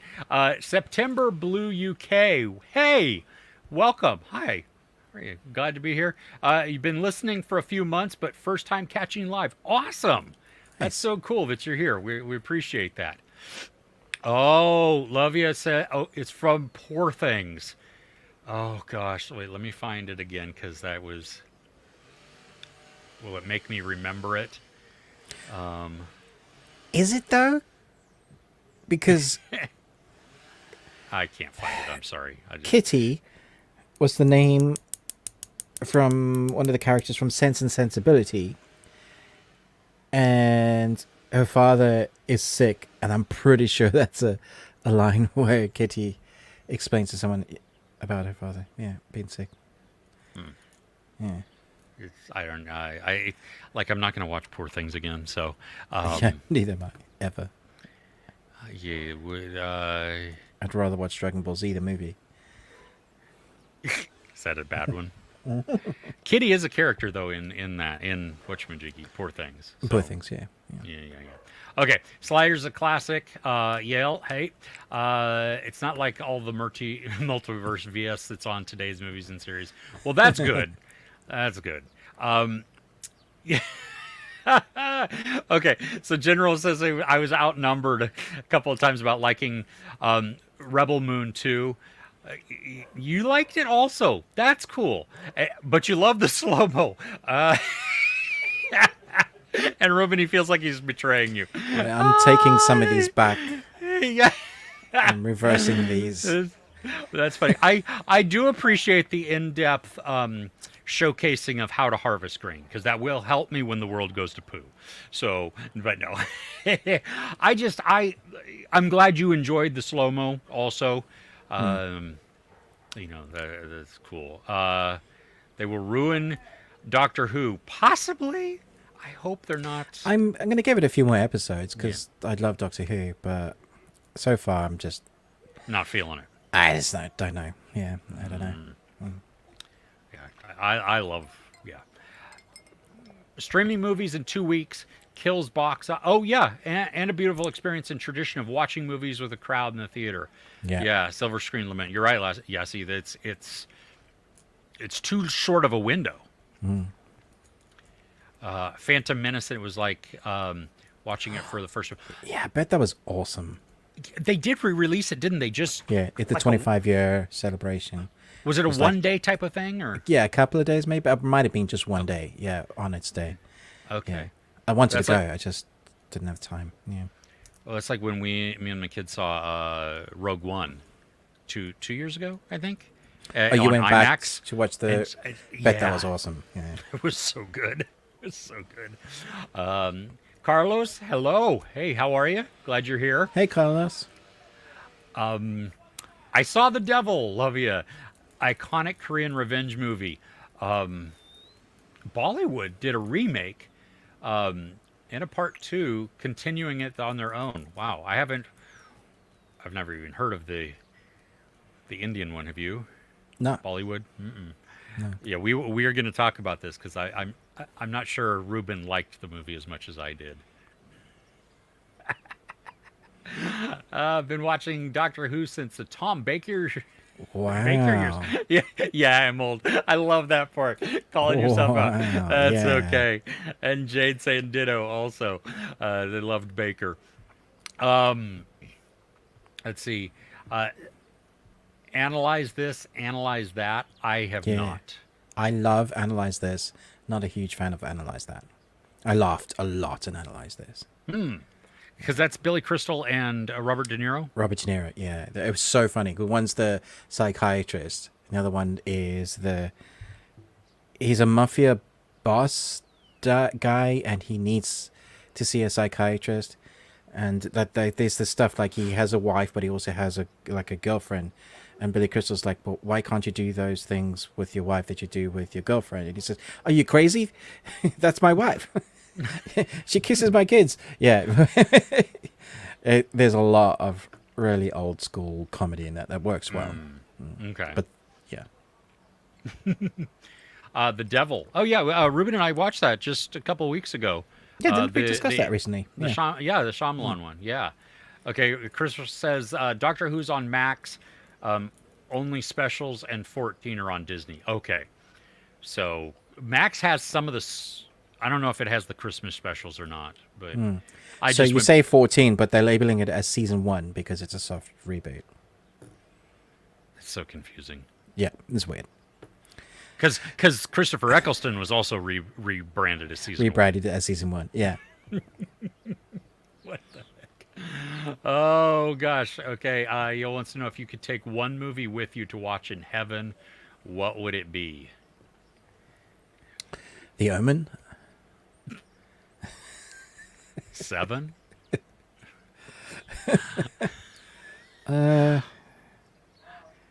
Something that make me happy that is easy to watch whenever. What one movie is the longest movie ever? Cleopatra. The Martian Extended Edition. Yeah, I watch that 6 times a year. That's actually really good. Yeah, I don't know. Mr. Right? Wait, it's not What's Mr. that Right. one? What's it called? Our favorite assassin movie. Well, my wife and I's favorite assassin. Oh, movie. yeah. With Sam Rockwell and Anna Yeah. Kendrick. Yeah. Yeah, maybe that one or Kingdom of Heaven, director's cut. That one of those two. I watched that recently. Kingdom of Heaven, the director's cut. I did. Wow. Why? Because you had said it was really, really good. Oh, you didn't tell me about it, so you obviously didn't enjoy it. I liked it. I did. I mean, I appreciate it. I like the storytelling in it, and I would not put it up there with my favorites. Wow. I don't know what we do about our friendship now, Chris. I know. Maybe we should just move on in the comments then. Distract ourselves. Did you say which one? 7. Is that 7? Is that Wait, what you're what? taking? 7. Oh, I did say the Martian Extended The Martian. Edition. Yeah, okay, Yeah, cool. but I could do the Way Back. Yeah, that's great. Yeah. I had been rewatching 7 though recently too. So, comedy series Reno 911. I have heard of it. I've never watched it, mostly because it's American. Yeah. Okay. Chris, like the Proximus, was obsessed with the Roman Empire. Kind of pushed him to what his motivation was and what he was doing.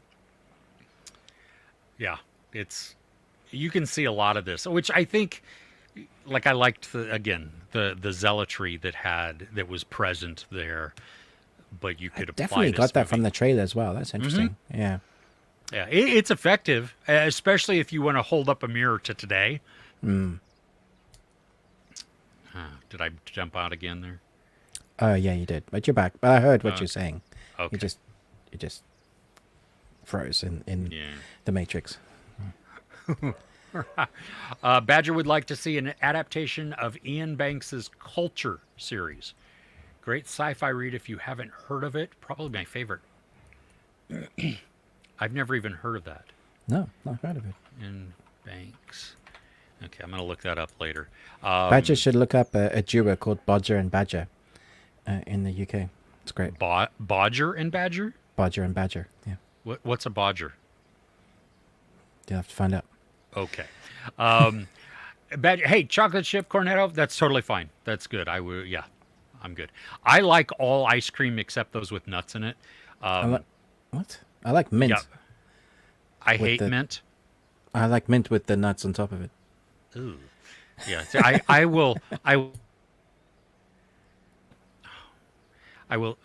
dumped out there again. I will eat mint chocolate chip ice cream, but I will complain about it the entire time. Okay. Well, I will eat your mint chocolate. If we see each other again, I'll eat the ice cream that you don't like. Yeah. Oh yeah, no. I ran out of my ice cream, and so I started eating the kids' ice cream at one point. But then you complained about it. The entire time. Dude. Like this is disgusting, and everybody's like, "Why are you eating our ice Why cream?" are you still eating it?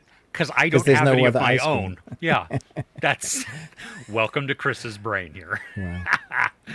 I resent eating this, but it's sugar. Exactly. Let's. You want to go to our thing that we watched? Okay, we watched I Saw the Devil. Mm-hmm.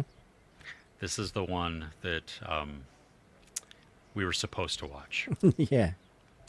It is. I'd never seen this, but I do like the director. I like the actors. So it was definitely a first-time watch. Was it first time for you as well? First time watch as well. This is I had been wanting to see this. Okay. And the brief synopsis on IMDb: a secret agent exacts revenge on a serial killer through a series of captures and releases. Yep. Every time my wife walked into the room when I was watching this, she was like, "What on earth are you watching?" I could see that. Yeah. It is. Whether it's either nude woman or torture porn. Yeah, well, because our guy, Choi Min-sik, who, in Old Boy, he was also in Eczema that just came out. He is unhinged. Very.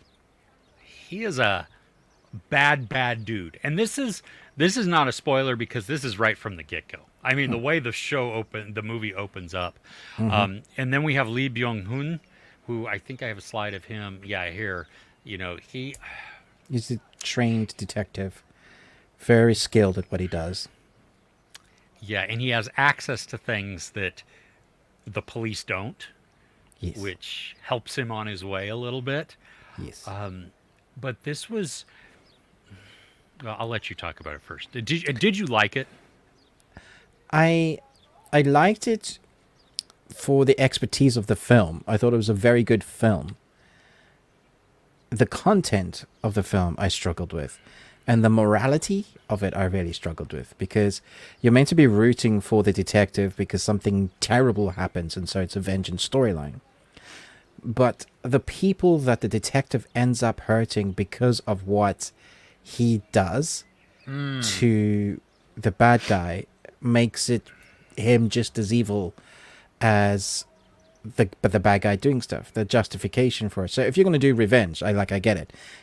Do revenge on the person. But the consequence of that revenge shouldn't take revenge out on other people. And not necessarily all those other people were bad that got extra revenge, and some of them definitely needed to die. But it was an interesting story. I thought the film was over like halfway through, and then I looked and was like, this is literally going to, where's this going now? And then I was like, oh, okay, I see what this is doing. Yeah, it is almost 2.5 hours long. Yeah. I watched it with my wife, my youngest, and his girlfriend, and so we're all wow. sitting there. And so they're all adults, so it's not a big deal. Yeah. There were a couple of moments where we were like squirming and gagging because the bad guy goes to visit some friends and they're having dinner. Yep. No. No, no, no, no, no, no, no, no, no. It's also rapey in places, which I didn't appreciate. It is. Now, I got to say, the one... well, there's also another piece where our bad guy, again, he goes someplace and he has to dig through something, and then he... Oh, yes. I was gagging at that. Yeah, there were disgusting. definitely a few gaggy moments in this film. Yeah, it was nasty. I don't understand, though, and this is... There is a point where a bad guy, very, very rapey, to a... he's threatening a woman, and he makes her do something. I don't understand why somebody in that position would not bite down and through. You know what I mean? I was thinking the same thing. Yeah. Like if you're being forced to do something. Yeah, I didn't believe horrific, it. Like if especially if you know you're probably gonna die after. Yeah. I'm gonna. You do everything. You fight. Yeah, and I would have liked that. For me, I loved the revenge aspect. Everything that happened, which, you know, some of it is played up for the drama so that it can extend and so that there can be some complications or some problems, some things go wrong or whatever. But I was like right on board with him. I mean, our Lee Byung-hun, he has a righteous anger and a pursuit. And like at no point in what he's doing to somebody did I have an issue with. Like I was fully on board with it. I'm like, yes, good to go. I understand though what you're talking about because he inadvertently sets things in motion that he shouldn't have. That have consequences which are out of his control. Yeah. But he was the impetus for allowing them to happen. If he had done what he set out to do and just took the player off the board initially, it would have been done and dusted. And if your loved one was with you, what would they have said? Would they have wanted you to go and do that and ruin your life as well? Because at the end of the film, there's no doubt in my mind that his life is ruined as well. He goes to jail. Oh. Even if he doesn't, the parting shot, is the emotional outcome of everything that has been experienced. I would watch this again. Oh, I will never watch this again. It is. I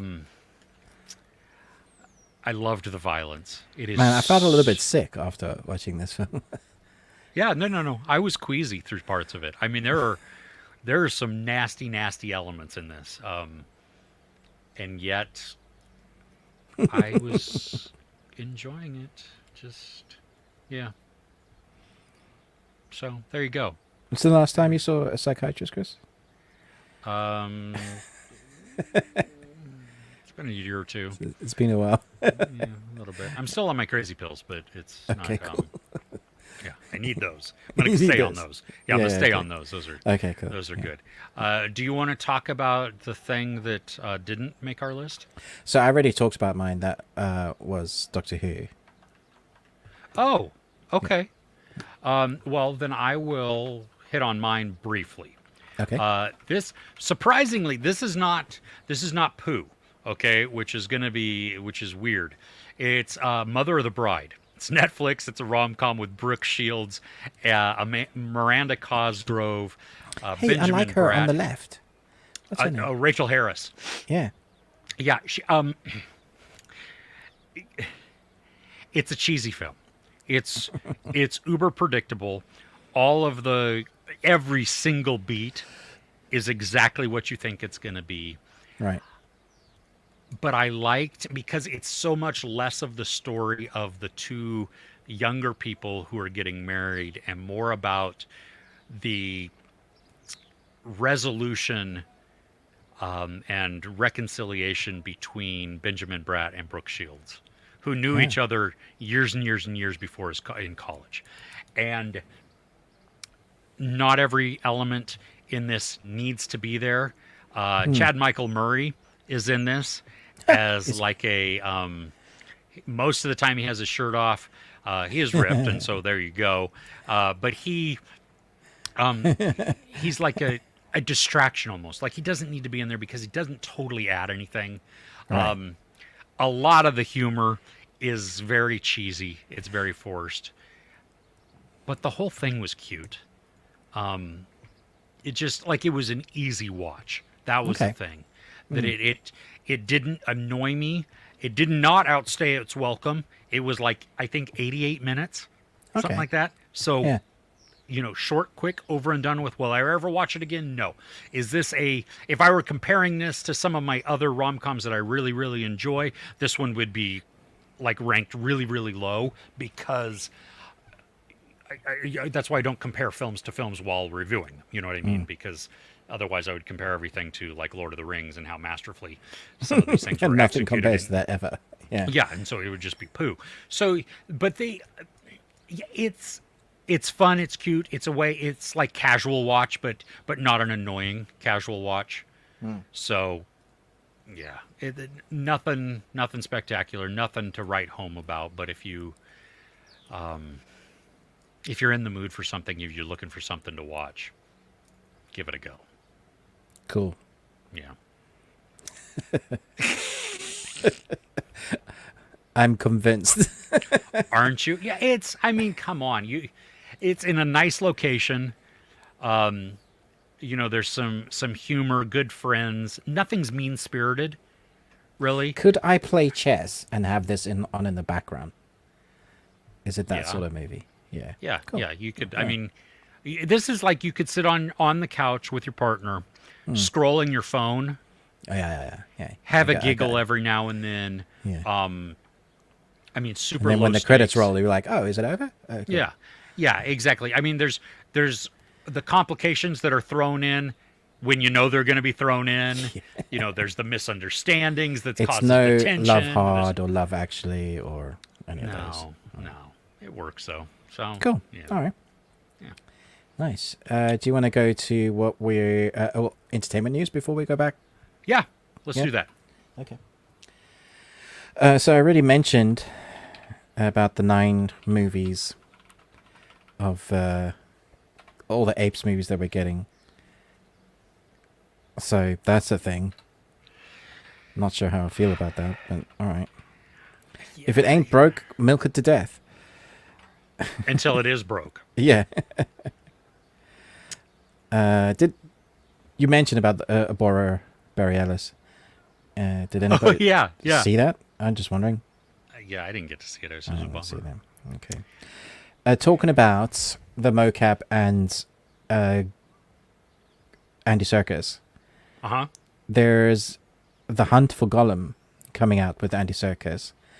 There's also a fan film that was done in 2009 titled The Hunt for Gollum, which had 13 million views and was very well received.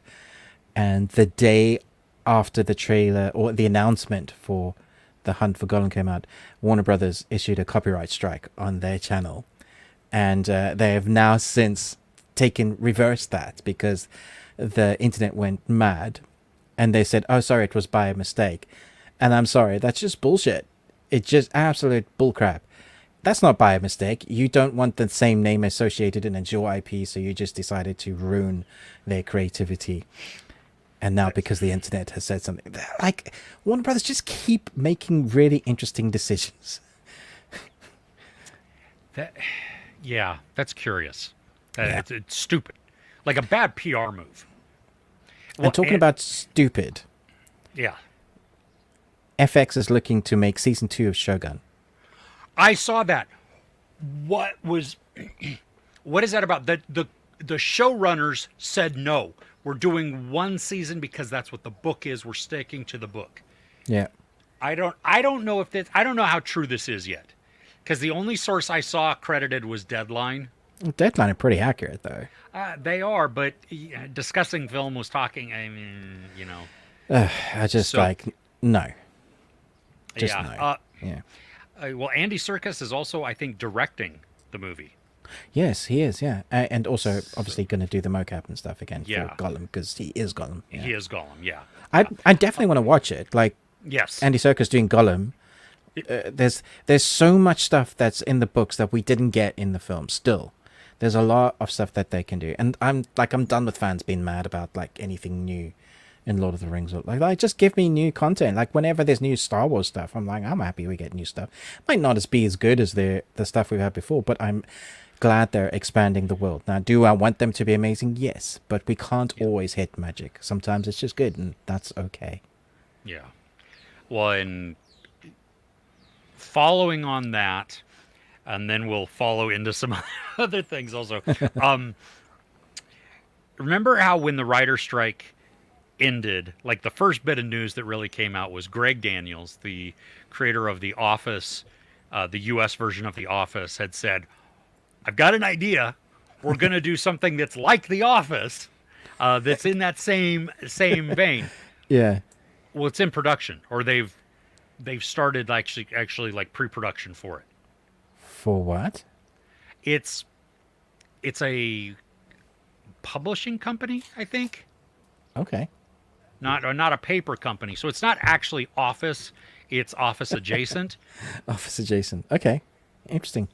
But I'm sorry,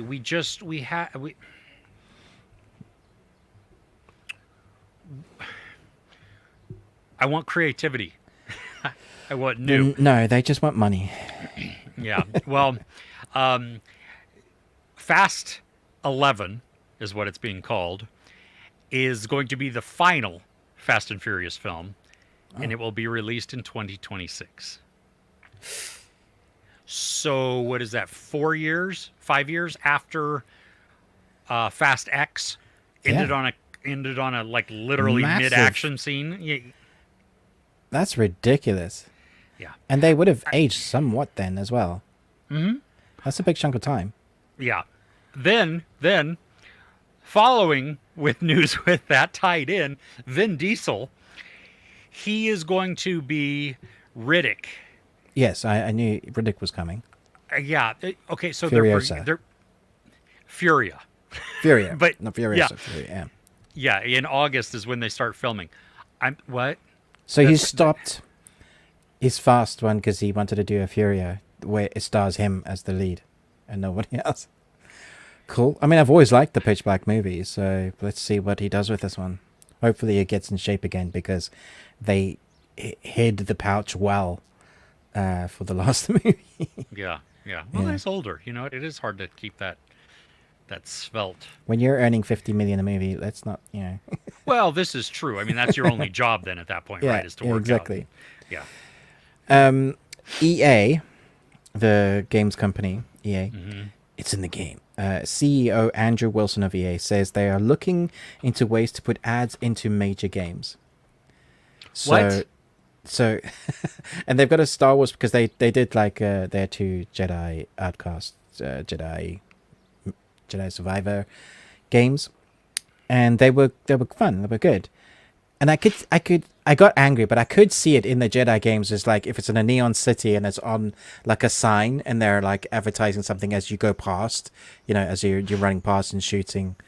If it's something like that, like in Blade Runner, yes, the stuff that just on the that stuff that's just there. But if it stops game and gives you an advertisement, that would be shocking because you're already forking out 70 quid. So here's my theory. Probably won't happen. If they do it and manage to make games cheaper to buy because they have advertisements in games, that might benefit the player. But if they keep the prices or raise them and then have advertising and marketing in them, which probably what's going to happen, then that's just bullcrap. And then to compound that, if they take back the game. Yeah, take back the game and also, have microtransactions. Yeah. So, yeah, I tell you what, the video game industry was like making piracy a normal thing, like advocating for that because it's if I've paid for the game and I own the game, and then you tell me I can't get access to the game anymore, you've stolen from me. So it's not sites theft have done anymore. that for films, haven't they? Where they no longer are on the store of the PlayStation store, so you can't get access to the game, the films you bought. Yeah. And don't give you refunds for that. Yeah. Which is why I will never buy specifically a digital-only movie. Yeah, so if the physical media comes with that code, then you get the digital, but you also have physical media. Yeah, no, I get exactly. that. Yeah. Lord of the Rings live action, a new Lord of the Rings live action movie is now being written, and Peter Jackson is set to produce. Oh, maybe that's the one Andy Serkis is directing. Then this isn't the Hunt for Gollum. This is something different. I know. I because the one that Andy Serkis is directing, I thought was the one that Peter Jackson was producing. Right. Okay. I don't know. Okay. Wow. Ralph Ineson, who has that just iconic voice. I've literally got that. Oh, did you? Yeah. Yeah, he is going to be Galactus in Fantastic Four that's coming out. He's such a good This is a good choice. I'm not often happy about casting choices, but obviously it's going to be mocap and it's going to be CGI, but his voice, if they manage to mocap his face for the Galactus part, because he's got presence, so... Yeah, he was the Green Knight. I mean, he's been so many things, but he has it's great. Good. Yeah. Marvel won't release more than 3 movies and 2 shows per year going forward. So everything we've been telling them to do for years, they're now doing. Okay, but 3 movies, 2 shows a year. That's almost one every other month. Yeah, but they were doing more than that, so they've cut down. Yeah, that's like though. I They pooed in my underwear. So there's but probably some years there'll be 2 movies and 1 show. It just depends on the crossover, I guess. Okay. Cool. I don't have any more news. Oh, okay. The first season of Netflix's I don't know, I'm just making up words, just making up information. The first season of the next Game of Thrones spin-off, A Knight of the Seven Kingdoms, will be 6 episodes long. The first 3 episodes directed by Owen Harris from Black Mirror. So that's actually gone ahead. They know how many episodes, they know who's directing. Okay. Yeah. I have no idea what this is about. Okay. Yeah. Hey. Uncut Gems has now left Netflix. Their original movie that they made. No, they didn't make. They didn't do. No, that was the A24 movie. Oh, okay. So, that makes more sense. I really thought that was one of their originals. Oh, yeah. No, it's a spectacular movie, though. Okay. One of the most stressful movies I've ever seen. Is it? Uncut Gems? You saw Uncut Gems, right? Adam Sandler? Yeah, I switched it off. Yeah, I didn't like it. Oh. Yeah. That was my birthday movie that year. Yeah, I'm sure your family were really happy about that. My oldest was. Nobody else was. Yeah. Rest my case. But that is all the entertainment news I have. Cool. Yeah. Do you want to do what we're looking forward to, and then hit up the chat, or hit up the chat and then do what we're looking? Yeah, sure. I gave you 2 choices. Let's do that. Let's talk about what we're looking forward to coming this week. Okay. Yes. Yes. Okay, fine. Let's see here. There's a couple things. Outer Range Season 2 comes out this week. I'm so excited. Ooh, yeah. I finally got screeners for this, so I'm very excited. Oh, good. Nice. I'm going to be watching it this weekend. Okay. I also have screeners for something I'm very much looking forward to called The Apes Show, which is a dark comedy Korean series. 8 individuals trapped in a mysterious 8-story building participate in a tempting but dangerous show where they earn money as time passes. So this is not reality TV, but it's kind of like made like that. But the consequences obviously differ from where reality TV can't actually kill the people. That's why the Squid Game couldn't do well in its live action, but it did because people still watched it. But they couldn't actually go kill off people like they did in their series. Something about morality and murder. And something. It's disappointing. We should go back to blood sports. There's a film called Monster coming out on Thursday. It's a Netflix film, so it's one they've acquired. It's one I haven't managed to watch, but now that it's coming to Netflix, I'm very excited for it.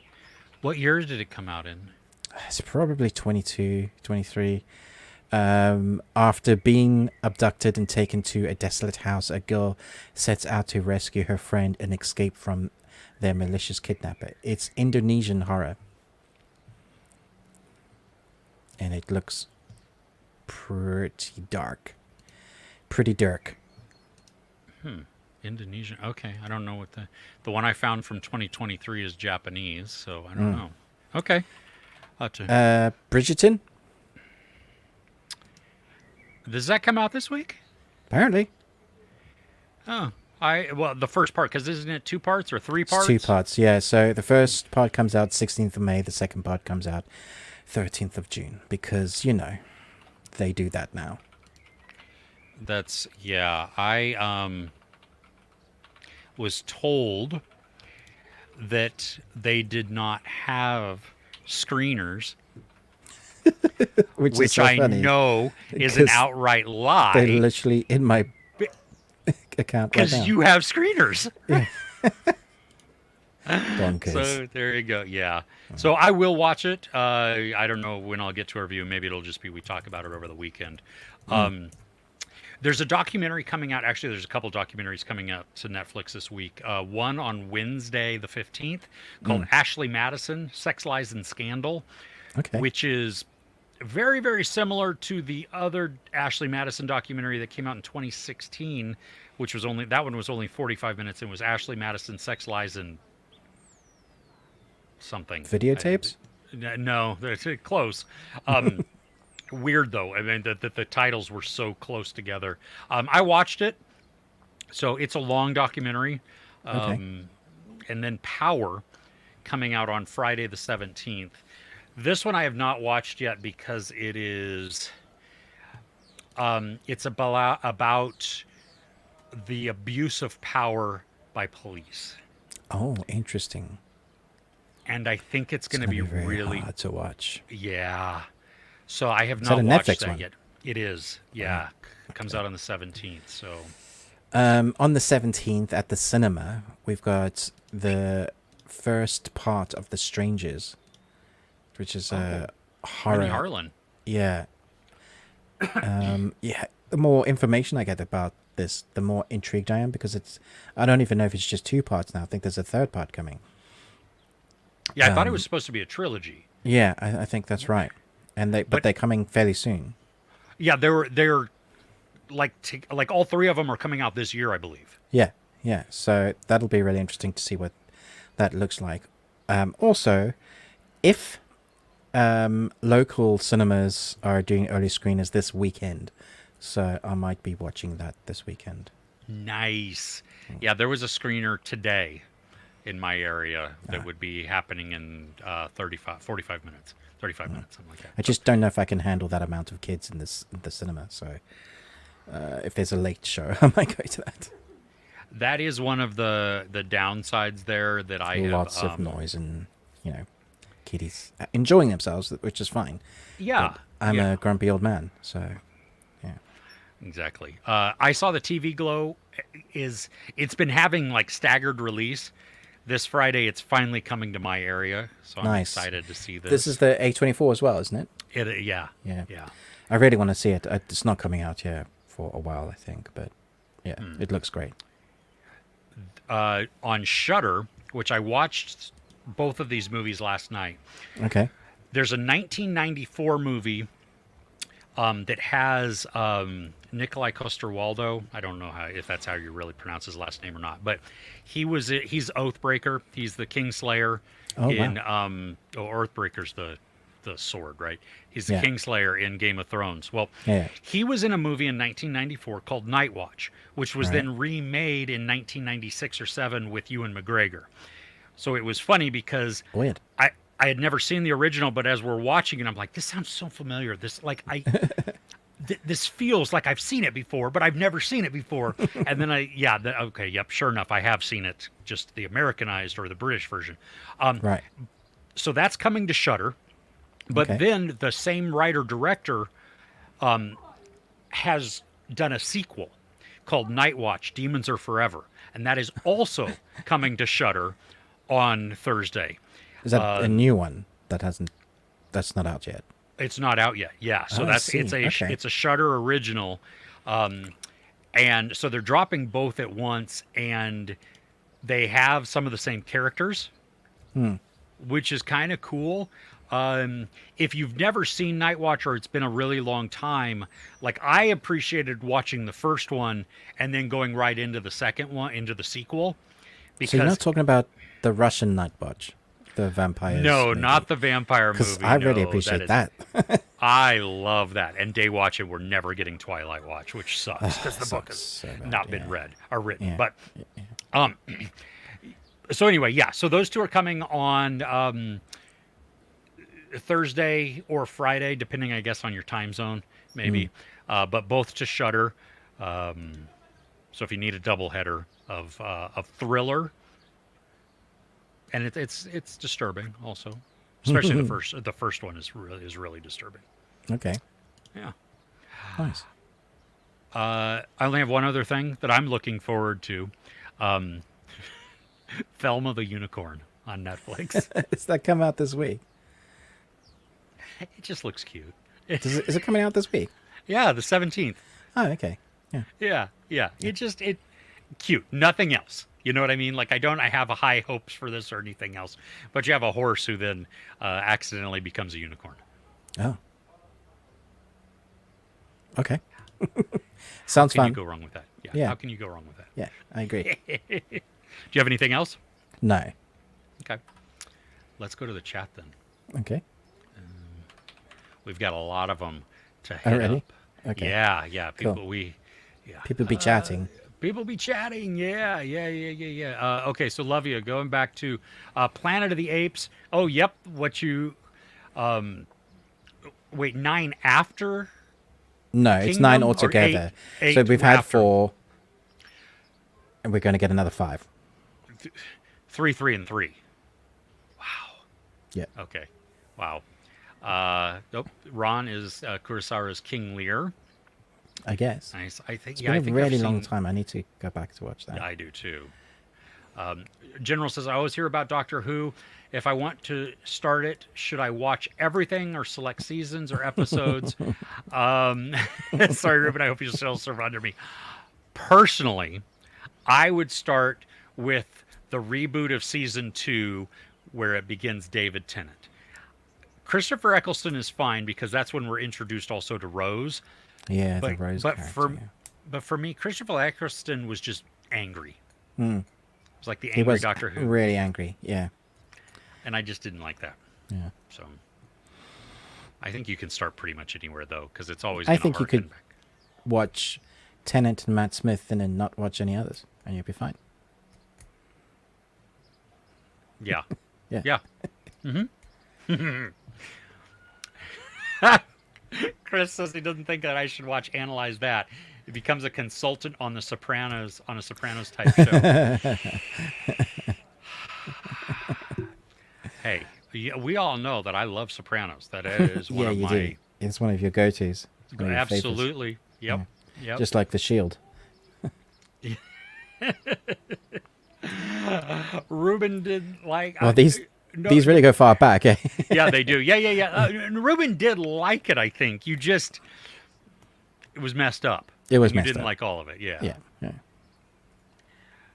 Oh, you don't need no farting badges. Oh, you ice hole.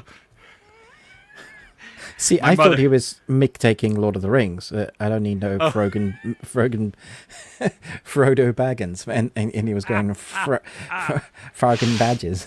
Oh, yeah. You farting bastages. You ice holes.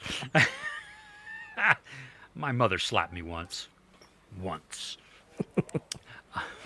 Sorry. And that's how I died. Yeah. What did you think of Them, the Scare? Did we talk about this last? Oh no. Okay, so I watched it, did a review. Ruben had watched it, and we talked about it last week. On our Patreon, we did a spoiler discussion. Yeah. Which And our Patreon starts at £1, so if you want to jump on there, I'll probably drop that. I was going to wait a few days, but yeah, I can drop that today. okay. Because I just dropped. What else did we do? Baby Reindeer. No, we didn't do Baby Ranger. We didn't do Baby Reindeer. I don't know what we did. Oh, we did the drama rum with what's her face? This is riveting. The boy band romantic comedy, not comedy. The boy band drama. Movie. Oh, with Anne Hathaway. Yeah. I can't remember the title of the name ever.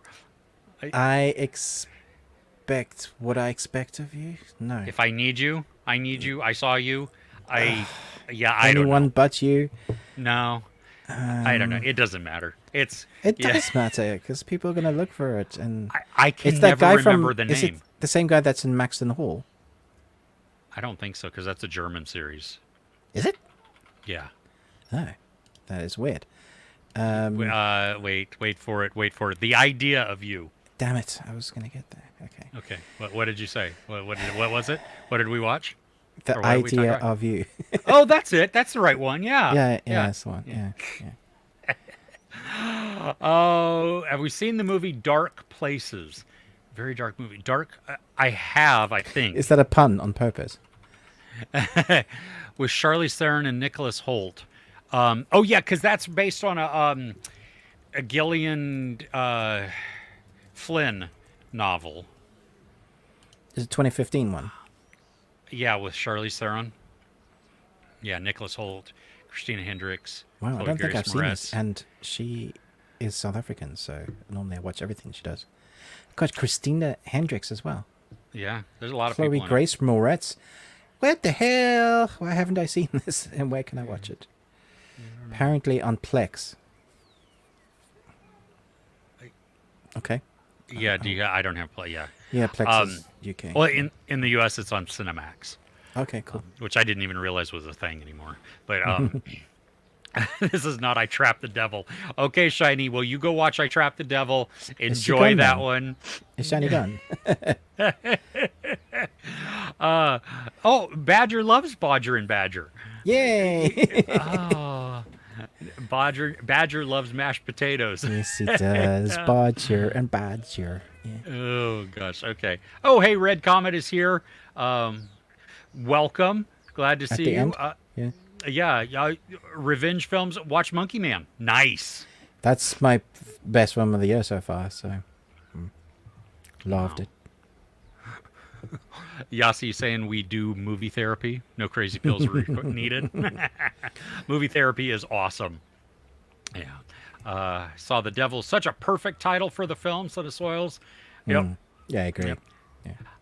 Lovia says, I felt, and my take on I Saw the Devil with writer-director actually trying to say was about the main character becoming the devil himself the more he continues chasing the psychotic, perverted villain. Yeah.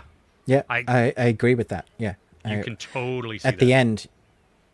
Yeah, at the end, you could think that as well. There's a couple of frames where you look at him and the similarities to what the other character was going through. Yeah, very much so. Yeah. Gollum movie's coming in 2026. Mm-hmm. And let's see here. Chalmers. Oh, Aurora. I don't know what Chalmers is. Is that a place? No idea. This time of day in this part of the country, localized entirely within your. Oh. Wait, Within Skinner. your kitchen. That's a quote. What is he saying? Skinner. The only Like Skinner. Comet. The only Skinner I know is Leonard.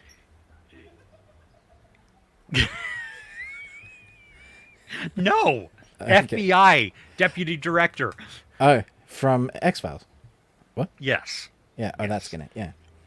I saw The Devil is on AMC. No, it is on Hulu, but it's also on Peacock. If you have I started watching it on Hulu and then forgot that I didn't have Hulu without ads because I pay for it for the year and they won't allow you to do that if you want Hulu with ads, which is stupid. But so an ad came on, I was like, oh hell no, and turned it off and then went to Peacock and I have ad free all the on Peacock. So there you go. In the UK, if you subscribe to Studio Canal via Amazon Prime, you can watch it. Oh, okay. Nice. Entertain me. That's a quote too, I'm sure. Are you not entertained? Is all I can think you- about. There you go. Yeah. I was saying, yeah, the Office universe. So it's adjacent, newspaper and journalists. So I wonder if we'll have some crossovers then with some of the other actors coming to join. You know, they've moved on. Because they need to find. Well, the newspaper and journalists, they need paper. No, they Yeah. don't. Well, the newspaper does, but nobody uses anyway. I just no. That's all I'm saying. No. Okay. X-Men 97. We did not talk about X-Men 97 because Ruben has not caught up, I think, on the most I'm waiting current for episodes. the last three because it's a trilogy, like a part 1, 2, and 3 to finish, and then I'll just talk about it then, I guess. Yeah. Riddick again. Yep. Yep. Oh yeah, Donald Gleason is in it, which that makes me like happy. Weird though that he's. I wonder if he's playing an Irish person who's just in the U.S. or if he's actually doing a, an American accent again. So, yeah, I don't know.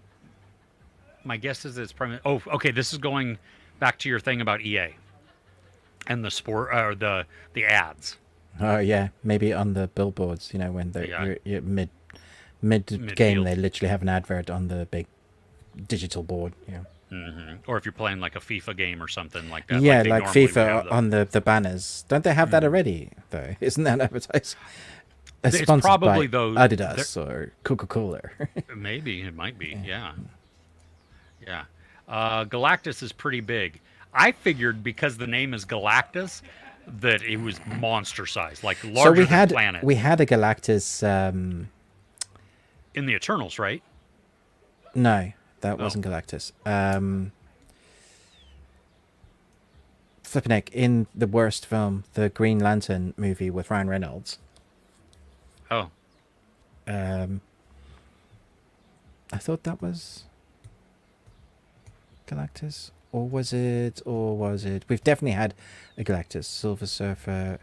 Anyway, I think he was depicted the last time we saw him as a big cloud thing. They just didn't go with what he actually was.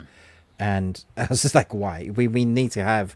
He is the Silver Surfer. His herald comes and scouts the planets for him. And then... yeah, I'm pretty sure it's the Silver Surfer. And then, that he comes and eats the planets because he's a planet eater.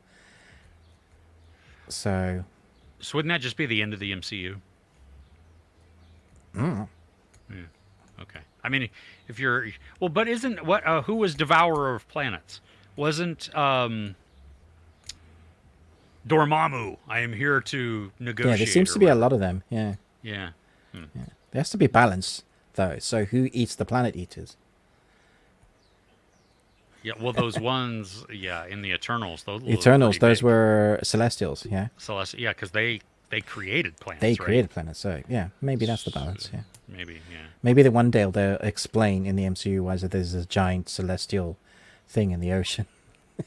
They won't, will they? They're just going to leave that, yeah.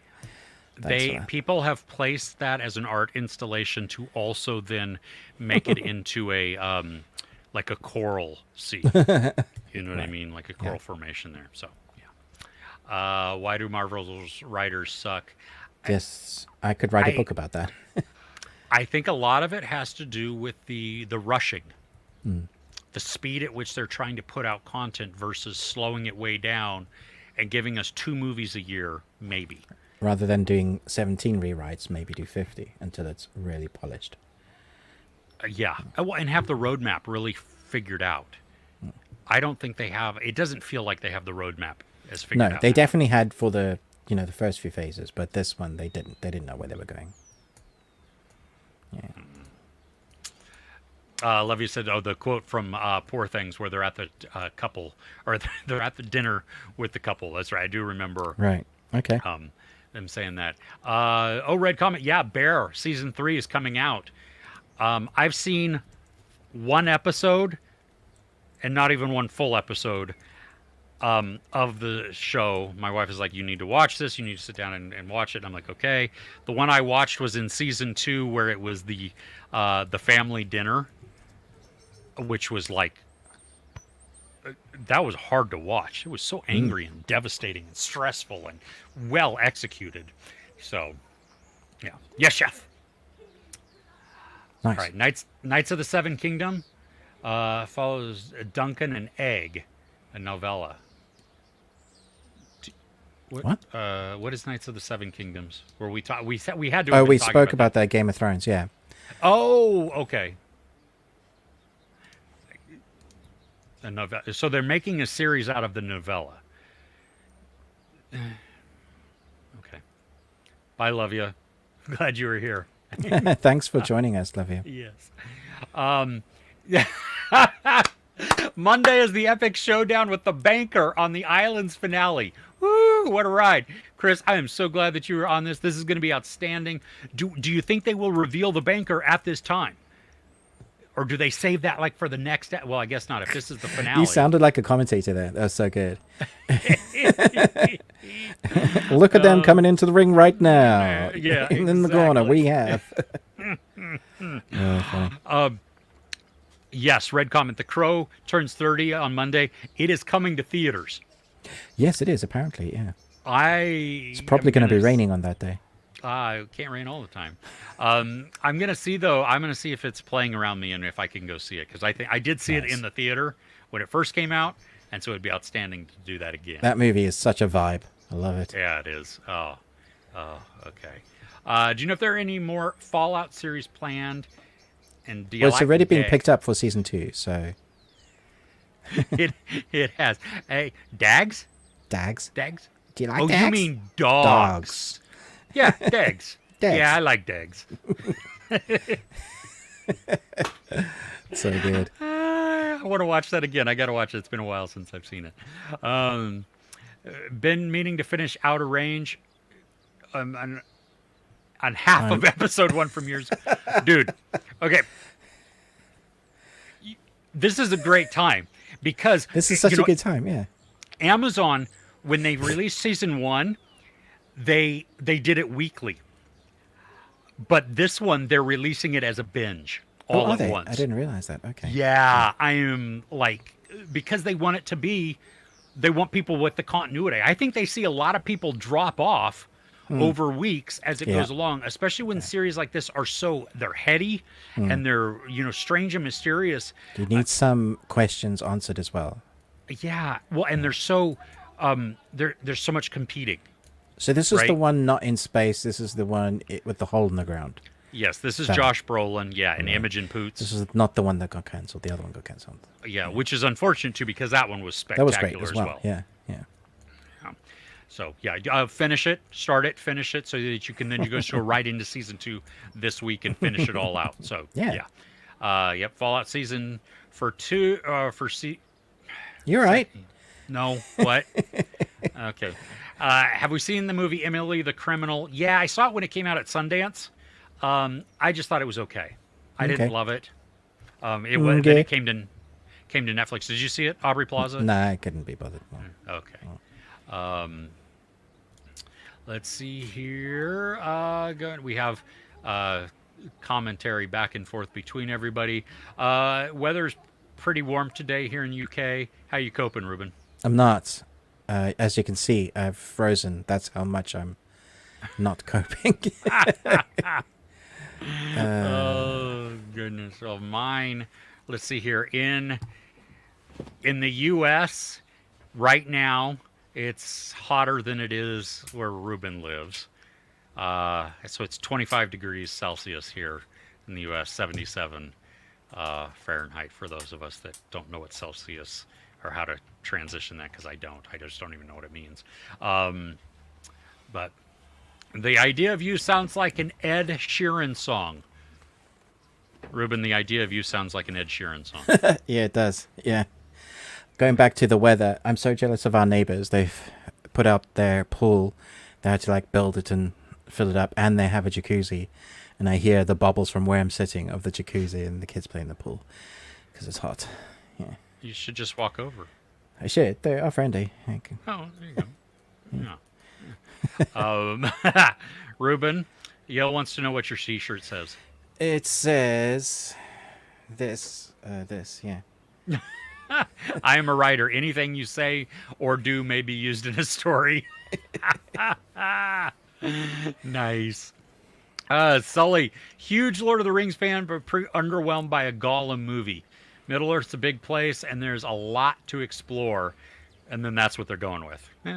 Makes sense. Well, we still got Rings of Power. They're, exploring their season 2 is coming. That's got a big 5 series arc. If you didn't like season 1, well, I don't know what to say for you. I loved it. There's more coming, so I think they're just continuing to build out, flesh it out. Yeah. They're gonna hit the Cimmerillion. Yeah, that's going to be an interesting one. See what they can take out of that to make a story, because it's a complicated read. I died for a second there. Oh, did you hear what I said? No. So it's going to be an interesting one to see, because it's an interesting read, like what they can take out to make a movie. Yeah. Aurora Borealis is from The Simpsons. That quote that Red Comet. Thanks, Red Comet. Oh, yeah, Chalmers from Simpsons. I watch that so infrequently that I don't know. But Max bundled with Hulu could be helpful. Might save a couple of bucks.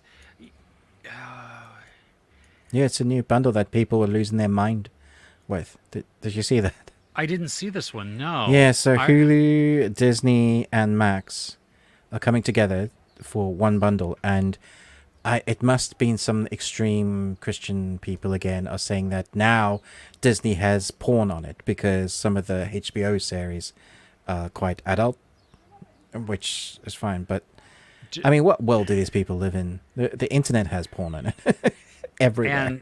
And I'm sorry, did they raise a stink when Poor Things hit Disney? I don't know. It's just people like to moan about anything. Got their 2 minutes of whatever. Yeah. Steamed hams. Cool. I don't know what that is. That must be This is from another Simpsons. quote. Yeah, it must be Simpsons again. Skinner. You're right, Chris. Marvel rarely brings out Galactus because he's basically unstoppable, and you need to negotiate with him to go away. Oh, well, see, there you go. That's you.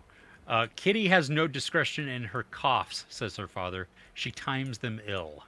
Yeah, that was the sort of quote I was remembering from Sense and Sensibility. Sense and Sensibility. Yeah. Come on, yeah. Howie Mandel, yeah. So in our Patreon, on our chat, I stuck up a flyer for Deal or No Deal, the British version, because they're looking for people to join, to come on as a contestant. I said to Chris Redslife, you should join. He said it's too far, but yeah, I was like, all right. Son of Soils wants to know if we're excited for Deadpool and Wolverine. They are not. Trailers didn't do anything for them. I'm excited because I like Deadpool. I like the... I trust Ryan Reynolds, so... Yeah. Yeah, I mean, I think he does a lot of the same. his character has become a lot of the same throughout. It doesn't even matter if he's doing a Deadpool movie. I mean, his just delivery and everything. Yeah, and Hugh Jackman signed off on it, and he always said that he wouldn't go back because he did Logan and he was finished with the character. So I think there's enough of something in here for him to be enticed to, suit up, do the training, all of that, get back in shape. And I think it could be really fun. I'm interested in how they fix the timeline, which is what they've said they're doing with this movie. They're going to fix all the mistakes they've made, basically, do a flashpoint and reset and go from there. I marvel, Jesus. Yeah. Yeah. Exactly. Yeah. I like the fake antagonistic relationship off screen. That's been going on for years. Yeah, that is, I mean... That's so entertaining. This has, like, such built-in marketing. Yeah. Already, just because of everything. So that's, Yeah, genius, really. Ruben, did you finish Ninja Kamui? I have one episode to go until I'm finished it. And I gotta say, I was super hyped at the beginning, but there's been a lot of lag. Not lag, but it's just not the same intensity that we've been having, like consistently. I have really enjoyed it, but I felt like they find their pacing and then they get going and it's excellent, and then they drop down and then they find their pacing and they get going and it's excellent. So it's been a bit topsy-turvy. I like the story because it's dark. So when you get the action, you really want our ninja to take out the bad guys, because he basically lost his wife and daughter in the most horrific way. And so you're like with him. You're like, okay, kill everybody. And then you get to see incredible fight scenes that are super fast, but you get to see them. Good fun. Cool. I'll next week maybe I would have watched that last episode. Okay. Well, do you have anything else? Nope. Okay. Everybody, we thank you so much for joining us on this. Lots of great comments, lots of great just chatter, which we love. So much fun to interact with everybody, hear everybody's thoughts, call us out on the crap, and hear your terrible takes on movies just like ours. I kid. Don't forget to like, share, subscribe. Ruben with the Ruby Tuesday. Me, Chris, Movies and Munchies. Also, we do have our Patreon, patreon.com/thebeardedones. It is £1. Yeah, come join us. I mean, it's literally just £1. Come check it out for 1 week, see if you like it. Yeah, because you could watch a crap ton of videos in 1 week for £1. And actually it's £1 a month. So you could just do it for the entire month, catch up on everything, and then bail if you really wanted to. We're not asking you to do that, but but no, we have a great community. Yeah. You could. There's lots of fun out there. Like Ruben said, we did our review of The Idea of You, which neither of us had done on our channel, so it's an exclusive review there. We also did a spoiler discussion and breakdown of Them, the Scare. Which was a great conversation. I think it's like 25-30 minutes long. Yeah, it's a long one. Yeah. So we geeked out over that and got into it, and we'd love to hear your thoughts too. Did we get some things right or wrong? Anime ones coming today. We're recording. Yeah. So definitely check that out. Let's see. Am I forgetting anything? No. Who's going to be watching the Eurovision? Chris was. Yeah, Chris was. Just the name or the things, whatever it was. I don't know if it was the titles or whatever, but that's outstanding. So, everybody, thank you. We hope you have a tremendous weekend. If it's hot where you are, try and stay cool.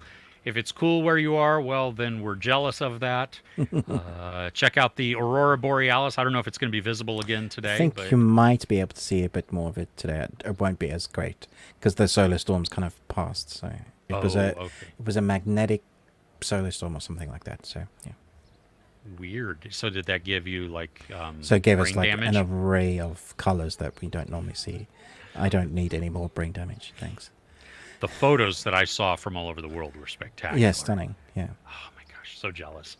So, all right, everybody. Well, thank you again. Appreciate it. Badger says, don't forget to put alerts or you might miss the live shows like some people. Badger calling themselves out there. Or calling out other people. I don't know. It's okay. If you make it for 5 minutes or the entire thing, we're so glad that you're here. So thanks, everybody. With that, we will see you next week. All right? Take care.